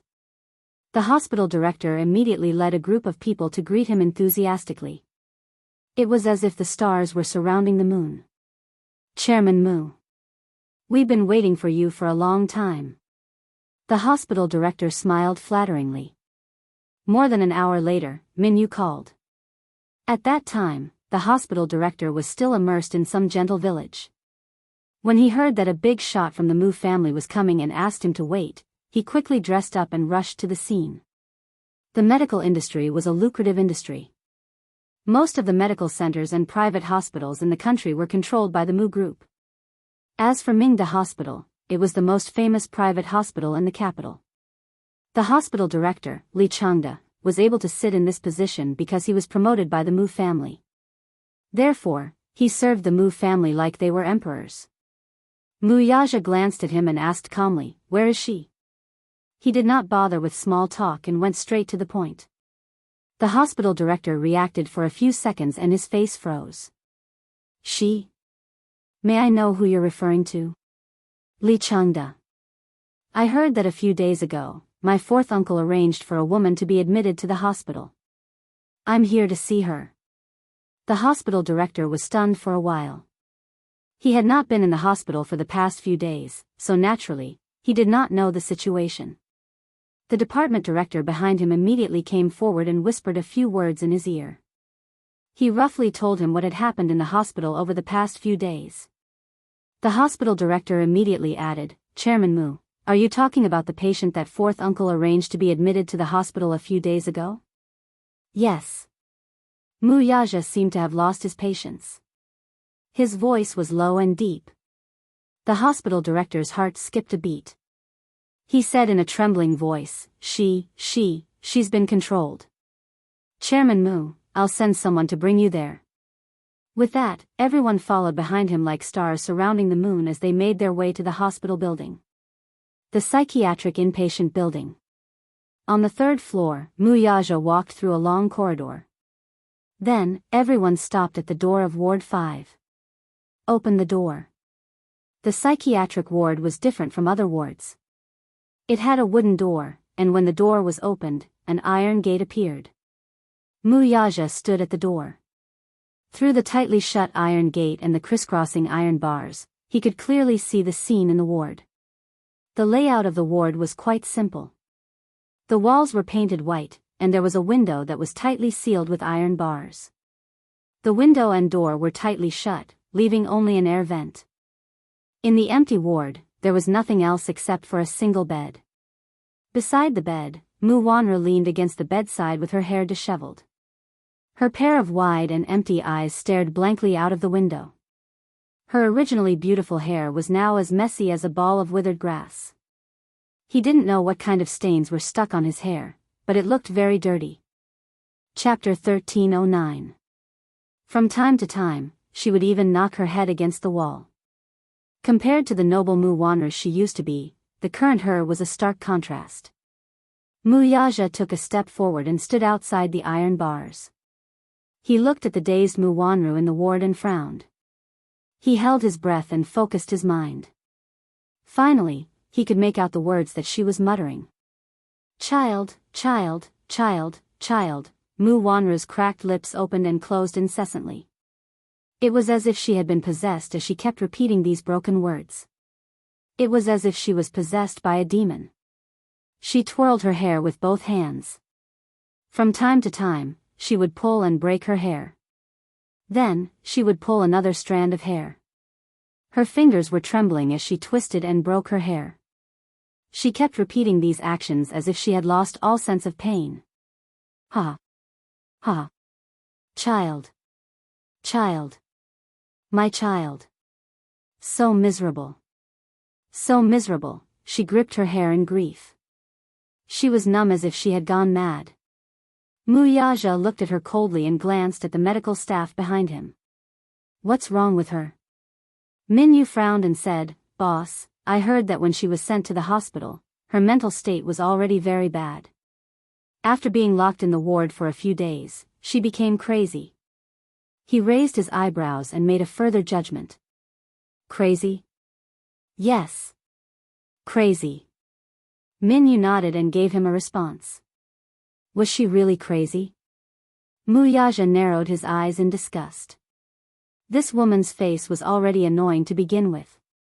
Now that she looked like this, it was even more detestable. Could it be that this woman was up to something again? Was she pretending to be crazy? Unexpectedly, the moment he finished speaking, he alarmed the person in the ward. Mu Wanru raised her head abruptly. When she saw that it was Mu Yaja, she was stunned for a moment. She stopped her rambling and straightened her back when she saw him. The pair of empty eyes finally regained some focus, but they stared at him like the venomous snakes on the branches of a tropical rainforest. Mu Yaja looked expressionlessly at the pair of eyes that were wide open as if she had died with a grievance. Narrowing his eyes, he saw her suddenly stand up and huddle in a corner for a long time. As soon as she stood up, her body swayed and she fell to the ground again. Her head hit the headboard, but she didn't cry out in pain. It was as if she was really numb to pain. Then, she scrambled to get up from the ground and stared at him again. Suddenly, she tilted her head and smiled foolishly. She pursed her lips and shrunk into a corner, pressing herself against the wall. It was as if the person standing in front of her was a terrifying monster. You. Who are you? Mu Yaja narrowed his eyes and said coldly, Mu Wanru, don't play dumb with me. Mu Wanru didn't seem to understand what he said. She clumsily said a few words, as if she was struggling to digest his words. Then, like a child with low intelligence, she bit her lips. Did you see my child? Wuxia pursed his thin lips into a proud line and raised his eyebrows. Child? Ah. I know. Chapter 13:10. Wuxia furrowed his brows and turned his head sideways to cast a sidelong glance at his assistant, who was standing behind him, with a complicated expression. What's wrong with her? The nurse next to him carefully observed his expression and said, Chairman Mu, this patient seems to have suffered a lot of trauma earlier and has some mental problems. In short, she had lost her mind. When Mu Wanru heard someone addressing her as Chairman Mu, it was as if the pain in the deepest part of her memory was suddenly evoked. She let out a tragic scream and suddenly stretched out her hands toward him. Her 10 fingers were stiff and twisted as they tightened. Aja. Aja, is that you? Aja, is that you? She suddenly pulled up the corners of her lips, revealing an extremely strange smile. She laughed bitterly a few times, but immediately after, she let out a mournful and sorrowful cry. She cried for a while, then laughed for a while. Suddenly, she screamed and jumped up from the ground. Her feet staggered, and she almost fell as she threw herself towards the door. Bam! Her body and the iron gate made a loud noise. Mu Wanru held the iron gate tightly and struggled to reach out her hand through the gap, throwing herself at him. Min Yu immediately put an arm in front of Wuxia and separated him from her. Boss, back off. Be careful that she doesn't hurt you. Ha ha ha. Mu Wanru suddenly let out a series of earth-shattering and shrill laughter. Her eyes widened ferociously as she stared at Wuxia's figure. Her face was like a withered flower and she looked like a malicious spirit that had crawled out from hell. It was terrifying and sinister. Aja, I've been waiting for you here for so long. You're here.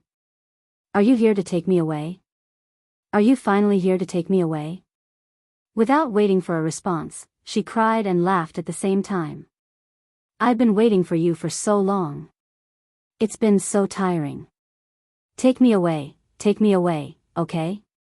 Suddenly, she fell silent and carefully looked around as if she didn't see the person standing beside Wuxia.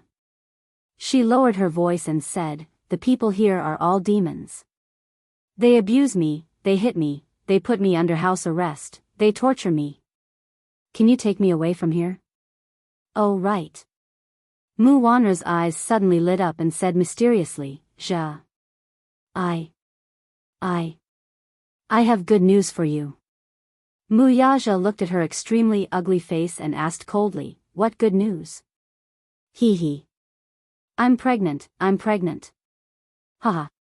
I'm pregnant, do you know that? I'm pregnant. Mu Wanru suddenly, as if she had gone mad, to her face was filled with joy. Her entire face was twisted with joy. I'm pregnant.